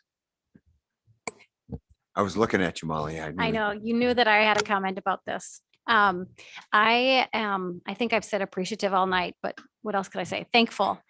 The part that our school district is playing in an area where there are so many needs and very few services, or the services that we have are so inadequate or they're not timely.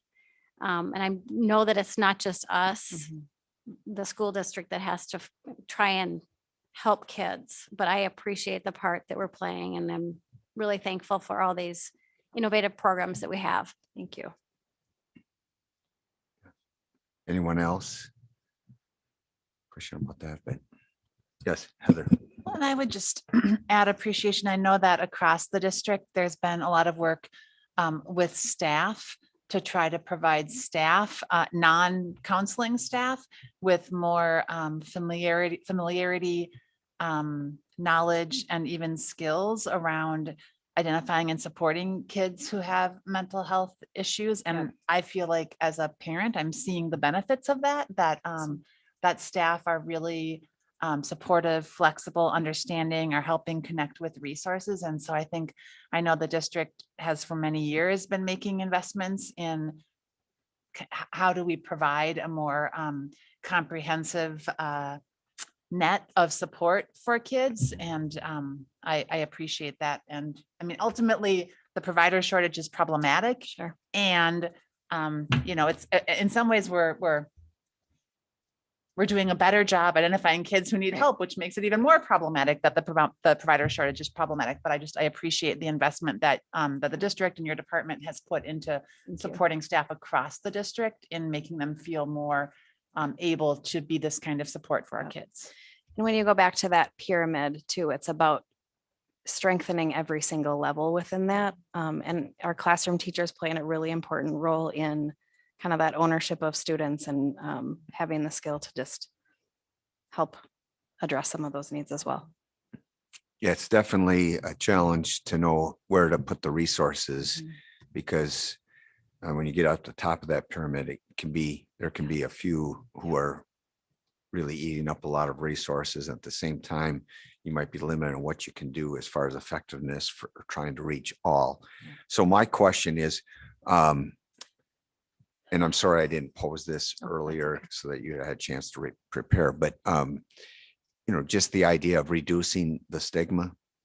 I've been to, because of my spouse's occupation, I've been to a few of the seminars about Make It Okay and, talking about mental health and so forth. So what are we doing in, particular middle school and high school area where that could make a difference in how these resources are utilized? Yeah. So that's something that some of our student-led groups, especially at the high school, have taken on, is reducing the stigma. And, in a non-COVID year at homecoming, they had a booth at the family event for homecoming to just talk about that. We are also bringing in teen mental health first aid in 10th grade health next year. So that'll be co-taught with a counselor and a health teacher. So every 10th grader who is in health will have access to that. And that's stigma is part of that curriculum as well. So. And in some ways, even as early as 5th grade, because that transition for 5th to 6th grade is really huge for a lot of kids. Sure. That's where I think a lot of anxiety issues, come up, is when they go from being in the elementary school where they've been for Mhm. 5, 6 years to then Yep. going to that middle school where they're with a lot more kids and Yep. everything. So. Yep. Yeah, I would hope we can open that up as far as, again, more opportunities for reducing stigma, but I appreciate what's been done already. Thank you. Any other questions? Okay, then I guess, Dave, this is the last item for discussion of possible action. Well, I'm sorry, Dave and Tracy. Tracy, all right, very good, Tracy. So this is the School Start Time Advisory Committee summary and findings that was reported at the work session in May. The first part of this document identifies the charge of the committee. And the committee started their work in December 2019, was paused during COVID, and then restarted their work this winter. And what you have here are their findings. And the findings, starting with the research that suggests that adolescents need an estimated 9 hours and 20 minutes of sleep each night in order to mitigate the risks that are identified here associated with mental health, self-esteem, emotions, regulating emotions, depression, suicidality, and some other risk behaviors. Additionally, based on the research and reports that this group had from other school districts who made changes to their secondary school start times, that sweet spot seems to be that 8:30 to 9 a.m. as a start time. Caution was expressed by schools that did make the change to make sure that we are addressing the needs of families who may be impacted here, particularly with childcare. And also paying attention to activities and how activities may shift. So school districts that made the decision that if they changed the time, that they would not allow activities to just shift to the morning and then take up that time and lose some of the impact of that additional sleep. That the committee also recognized that, this is a balance of research benefits and then also the financial impact that this would have for the district. An interesting comment from the majority of the students on the committee expressing when it came down to looking at the different scenarios and what they supported, actually asking that, or their votes were placed on just leaving things as they currently are. Just to note that that's about 6 students who are participating on the committee. And then finally, the committee recommends the following scenarios that are presented here be reviewed with additional costs associated with them so that they're firmer costs. I mean, these are high level costs and impacts. That a survey be created over the summer so that we could get information from a larger group of community members and stakeholders. So, I mean, the committee ranged during their time between 30 to 60 people. So they felt their response certainly important, but limited, in thinking a survey would help the board making a decision moving forward. And that based on conversation by the board previously, doing a survey end of September with feedback for the board to make a decision by the end of 2021 in order to do all the planning that's necessary if a change were to be made for the following school year, the 2022-2023 school year. And then you just have the high level options or scenarios that they presented. These are presented here as identified by the committee. So you're missing scenario 4, and that's just because that one wasn't moved forward. Okay. Questions? I guess one of the questions is going to be, what's the board's preference for moving forward? We have a recommendation from the committee to, put the time, money, and effort into a survey and then gauge whether there's broad support for any of these 4 scenarios. But I am curious, scenario 1 and scenario 3. So scenario 1 has flipping the start times, and it was chosen to start elementary and 4K at 7:35 and high school at 8:53. Middle school would follow 14 minutes later at 9:07. In scenario 3, the start times are just pushed a little closer together. The elementary starts at 8, high school at 9. In middle school would be the latest at 9:17. And I know that the difference between high school, middle school is so the buses they drop off the high schoolers first and get to the middle school. But I guess my question is, what is the magic in scenario 1 for 7:35 and Really the 8:53? So in 3, moving elementary to that 8 o'clock start time, it's really that 7:30 to 8. So the belief or concern that elementary families are going to not necessarily support that 7:35 start time because of the time that kids are getting on the bus in the dark as elementary children versus secondary kids. So it was trying to make that more palatable for the elementary families. There's no magic to it. It's just simply that. So 2 questions there. One is, in scenario 1, there's a 14-minute time difference between high school and middle school bell. In scenario 3, there's a 17-minute difference.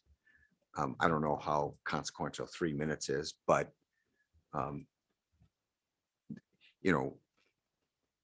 is one more correct than the other? Or could we just call it 15 minutes and call it good?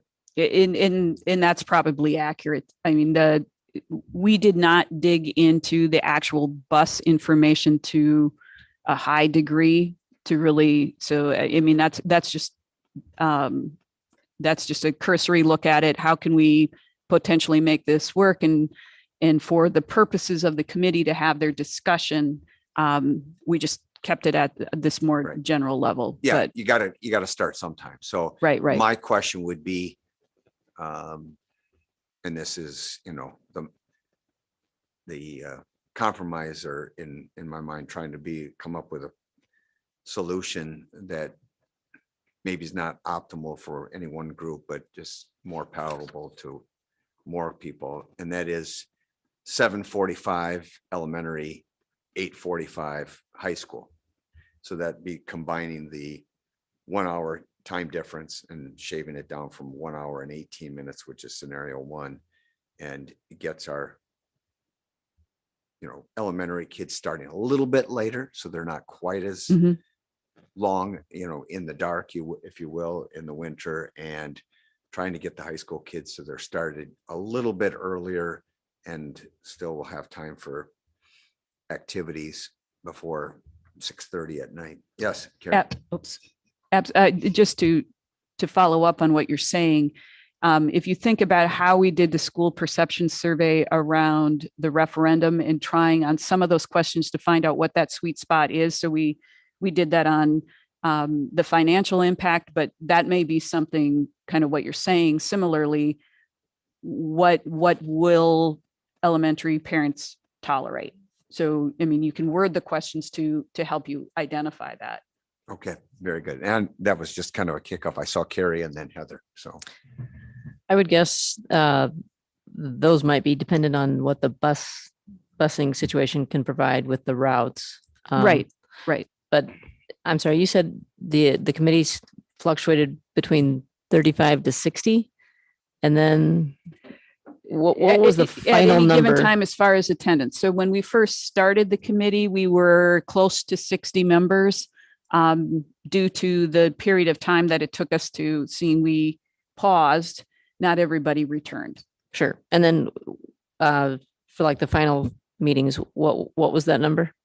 The final number as far as people who That came up placed their with these votes. scenarios, yeah. Yep, probably closer to 40 because it went Okay. out. Not everybody attended the final meeting in person, but everybody on the committee had the opportunity to weigh in on the scenarios. Okay, thank you. Heather, you have a question? Yeah, I was gonna say what I'm trying to get my arms around if we're gonna go to the community for feedback is it seems like we're trying to crunch two different questions into each scenario. Because it seems like there's a question of, are we or aren't we willing to think about spending $1 to $3 million? Because if we don't stick with that current gap about, right, between the Mhm. start times, then we go into busing impacts. And then it's the sweet spot on like what's, what's the schedule that works best for people if we are gonna flip, what's the, so that's the thing that I would, that I worry about with this scenario is it's these two ideas, but they within them have a couple questions. And so maybe there's a way to design the survey that we do get feedback on both of those. Because there might be some folks who say, I like the research, but no way to spending millions of dollars on more busing.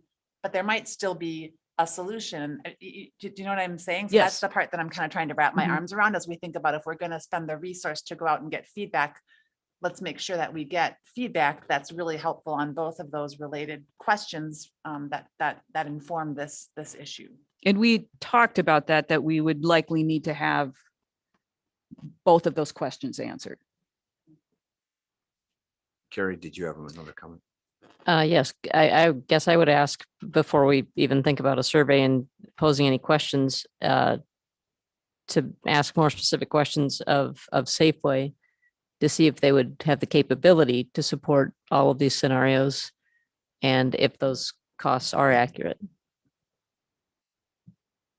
Because even if we're estimating 3.4 million, that may not doubling their fleet or their number of drivers, if that's what was required in one of those scenarios, may not be possible.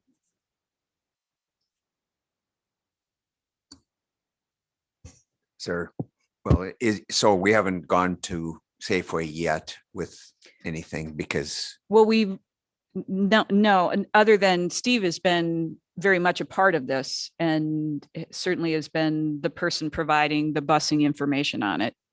Okay. Right. And Steve also has been in consultation with Safeway, but you're absolutely right. We don't know the specifics on this. So it's part of this process is finding out how much information we need to dig into that next layer of data to really narrow down not only the questions we need to ask, but the information we need to make decisions. And you're right. This could be these three scenarios that are being presented could be broken into probably 15 specific with all sorts of permutations. But the question is, the question that the committee was looking for was what's the appetite of the community from a general perspective. And I think if you did decide to go to survey, it would be working with the survey company that has a lot of expertise in how to craft these to get the information that's necessary. Yeah, because just as we did with the referendum, I could see the need for this survey to have a lot of prefatory information and Absolutely. lay out the pros and cons and maybe even have hyperlinks if people are taking the survey online that they can then click on it to get, down into some of the data and studies that were looked at. Yes, Carrie. I promise this is my last question. Do we need to have any type of commitment that should the start time change for secondary, that there would not be activities permitted before school? Or is that something we're open to while it would defeat the purpose of the whole change?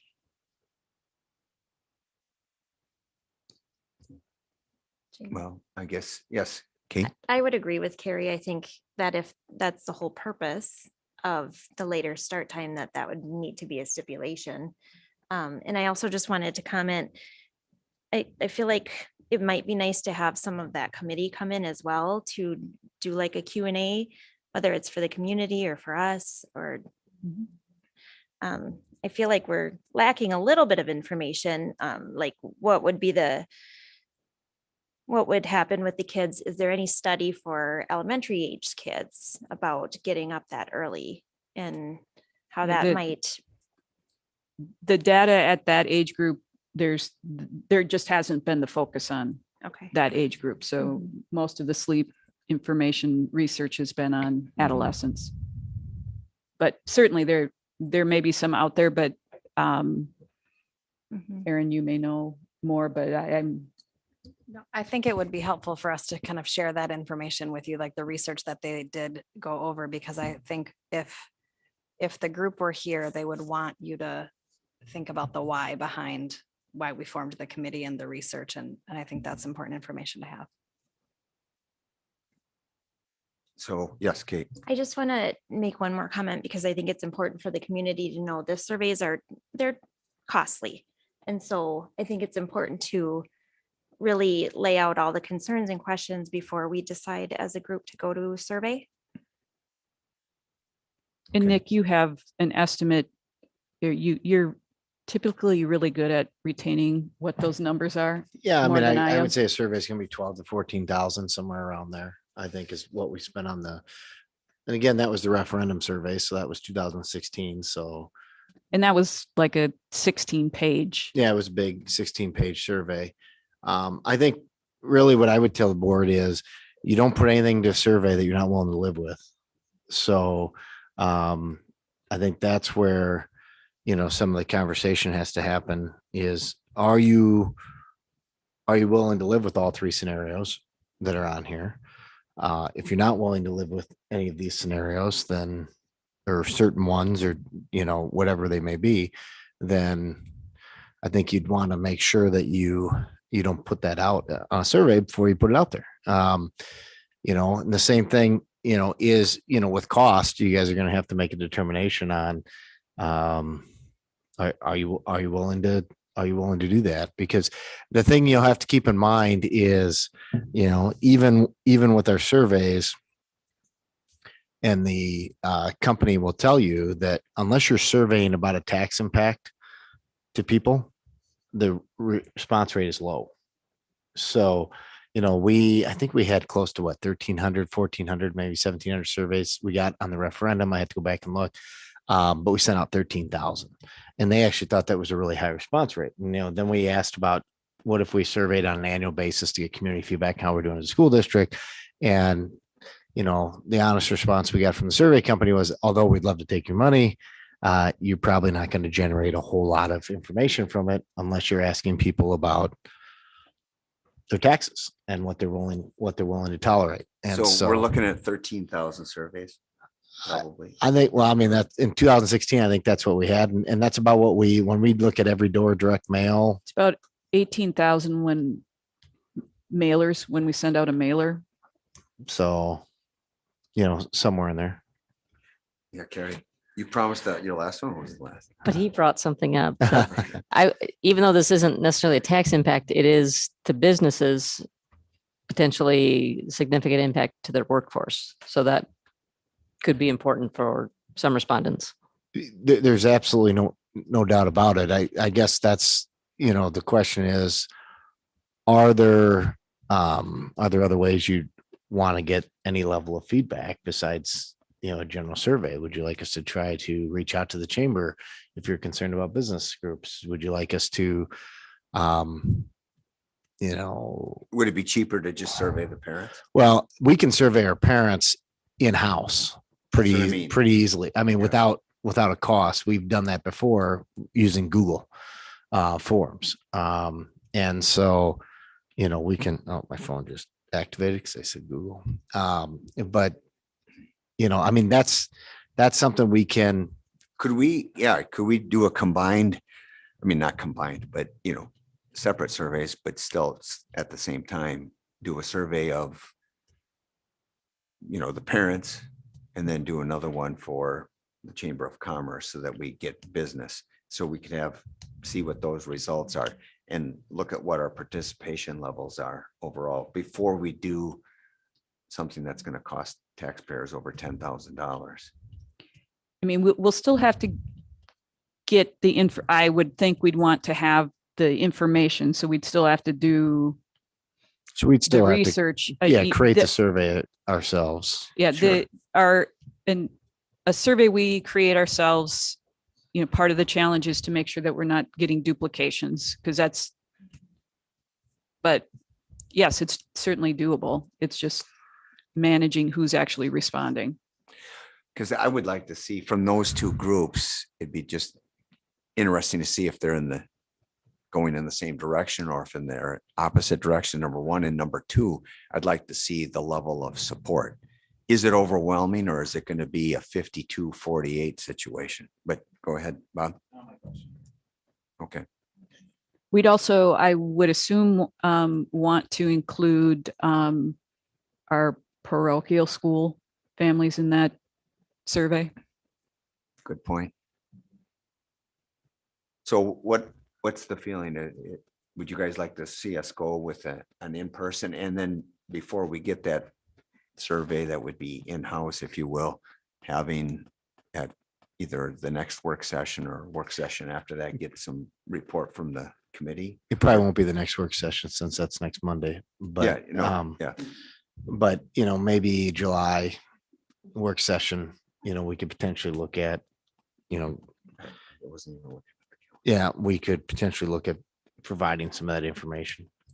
Well, and Mr. President. Yes. I mean, two things that I heard really resonated. One, and I'll paraphrase, so correct me if I'm wrong. I think I heard Carrie say, let's not put out an option that's not even viable.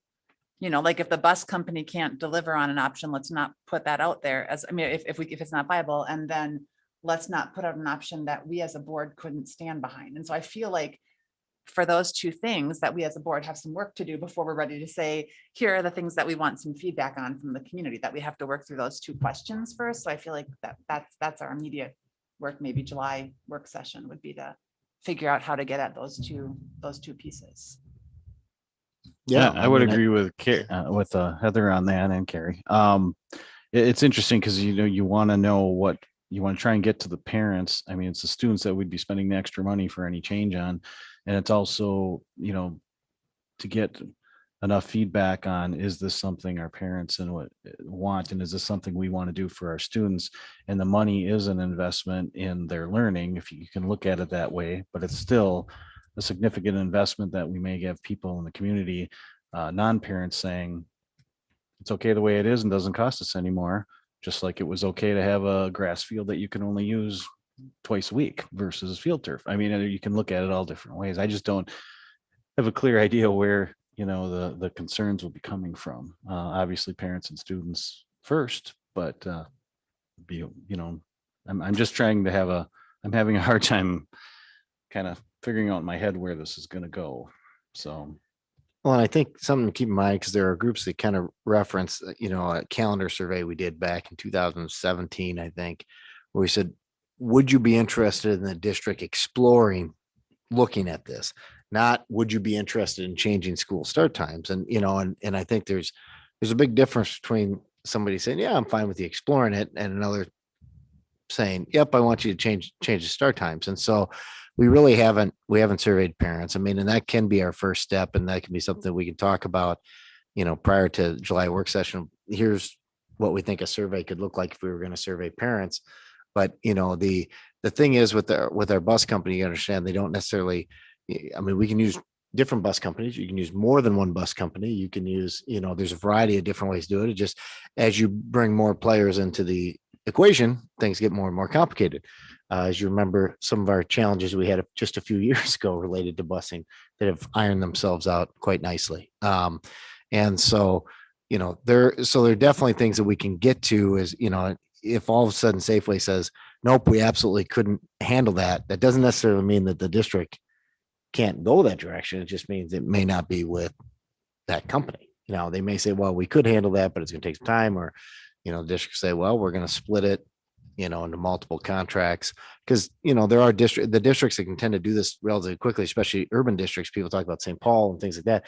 They utilize public transportation as well as school transportation when they do these things. So they move a little bit more nimbly because they already have built-in bus routes that are going all over their city. And that's not necessarily always the case for us. Well, I'd just be curious if we're having a hard time finding bus drivers now, is doubling the fleet, and how we're going to find bus drivers when there's employers in town who are, offering $5 an hour more than what we're paying our bus drivers, and they can't get people to apply for those jobs either. So We just need to know how much more effort you want us to put in and what you'd like us to have prior to July from an administrative standpoint. Okay, Kate. I would agree. I think we need to do more work in our work sessions to iron some of this out. I don't think we're ready to. So what would you like to see the administration come back with for our July work session?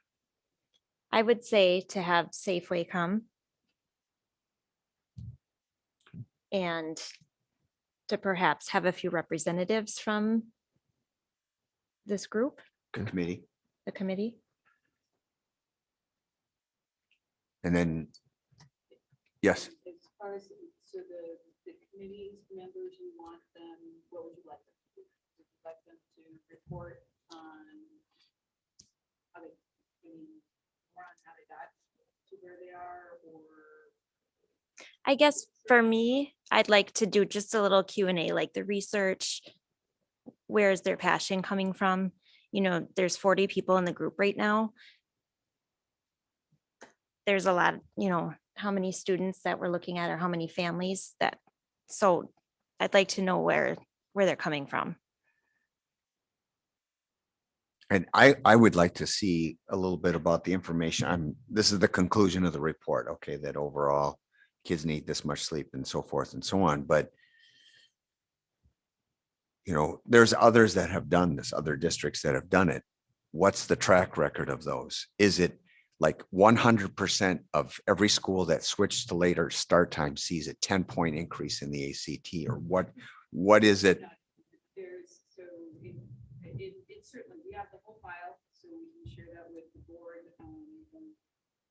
There was a panel that Robbinsdale School District put together, Twin City School Districts. There was a meeting link that was sent out to the previous board members. We see that, but we can send that out again so that you can see what they talked about. But I don't know that any of them had that level of detail that they could provide. Correct. Yeah, we haven't seen any detail that suggested empirical evidence of academic gains necessarily. So that the problem with this is that we would all love a lot of really detailed, conclusive answers. Like, if you do this, this is your result. And then we can compare those results to the investment and say, yeah, we think those results are worth this investment. That's what makes this challenging. We're not going to find details like that. So I think giving you all the information, giving you access to that, and then understanding the perspective of the committee. And it's important to remember too, that we didn't select members of this committee that had a particular end result in mind or desired, because there are a wide variety of perspectives on the committee. So if we do something where we bring in members, it'd be important to understand their perspective and their standpoint as they're sharing their information. And I would just reiterate that first point in the findings does tell you what the research has shown. So, it's the research primarily shows benefits in the area of mental health. Mm-hmm. Okay. Bob? So when we had the boundary exception change, we had one speaker basically come and voice questions or voice a background of, I think it was Maria Rudy. With the boundaries? Yeah, with the boundaries, and she represented the group, remember? I mean, is it redrew boundaries? Yeah, sorry. But I mean, that was a large committee and they basically had one representative speak to us. So is that something we could do too? I mean, certainly. Have them say who's going to speak for us as a group. Okay, Carrie? Okay, I'm a total liar. Um, rather than maybe having Safeway come, I have full confidence in Tim and Andrea being able to glean that information from them and report back on. Okay. Yeah, Yeah. and Steve, yes. Have Steve here. Yeah. Okay. No, I think that the subject is important enough and, you know, we've had enough people come to introduce this and we've put time into this committee. I think it's imperative that as a board, you know, we do our due diligence too before we rush off and either say, no, this is dead in the water, or yeah, we'll try to do a survey that's going to cost the taxpayers over $10,000. I mean, there's got to be some middle ground there where we dot our i's and cross our t's. So, yes. The other thing, to Bob's point of having one representative, what I think as a board you'll need to decide is if you want a recommendation from this committee or if you want them to express what they want you to consider as a board. Because there are two very different sorts of reports that they would provide. A recommendation, their recommendation really is this, that they would like you as a board to explore these concepts in greater detail. So I think what would likely be more effective for you as a board to give you that information is what Kate was suggesting, a little more perspective on what brought them to this conclusion that these are the three areas they'd want you to explore. I don't think you're going to get anything more definitive than that necessarily, because there are a variety of perspectives shared versus the boundary process or redrawing. That was more, these are the things we want you to consider as you're going through that process, where there's going to be a little bit more cohesive sense around these are the considerations versus this is a recommendation. Anything else? Any other comments? But I guess we know what's going to be on the July work session agenda, and we'll take up more conversation at that time. I'll at this time entertain a motion to go into closed session pursuant to the language in the agenda. We have three different bases that we're going into closed session for. Mr. President, Right, Carrie? pursuant to Wisconsin statute 19.85, parent 1, parent E, to consider competitive bargaining with the certified union for the 2021-2022 school year. Pursuant to Wisconsin statute 19.85, parent 1, parent C, to consider the employment and evaluation data of a certified staff member. And pursuant to Wisconsin statute 19.85, parent 1, parent C, to consider the employee evaluation data of an administrative employee. All right, motion by Carrie, second by Bob, requires a roll call vote. Bauman. Garza. Logland. Powers. Whitaker. Aye. Johnson. Aye.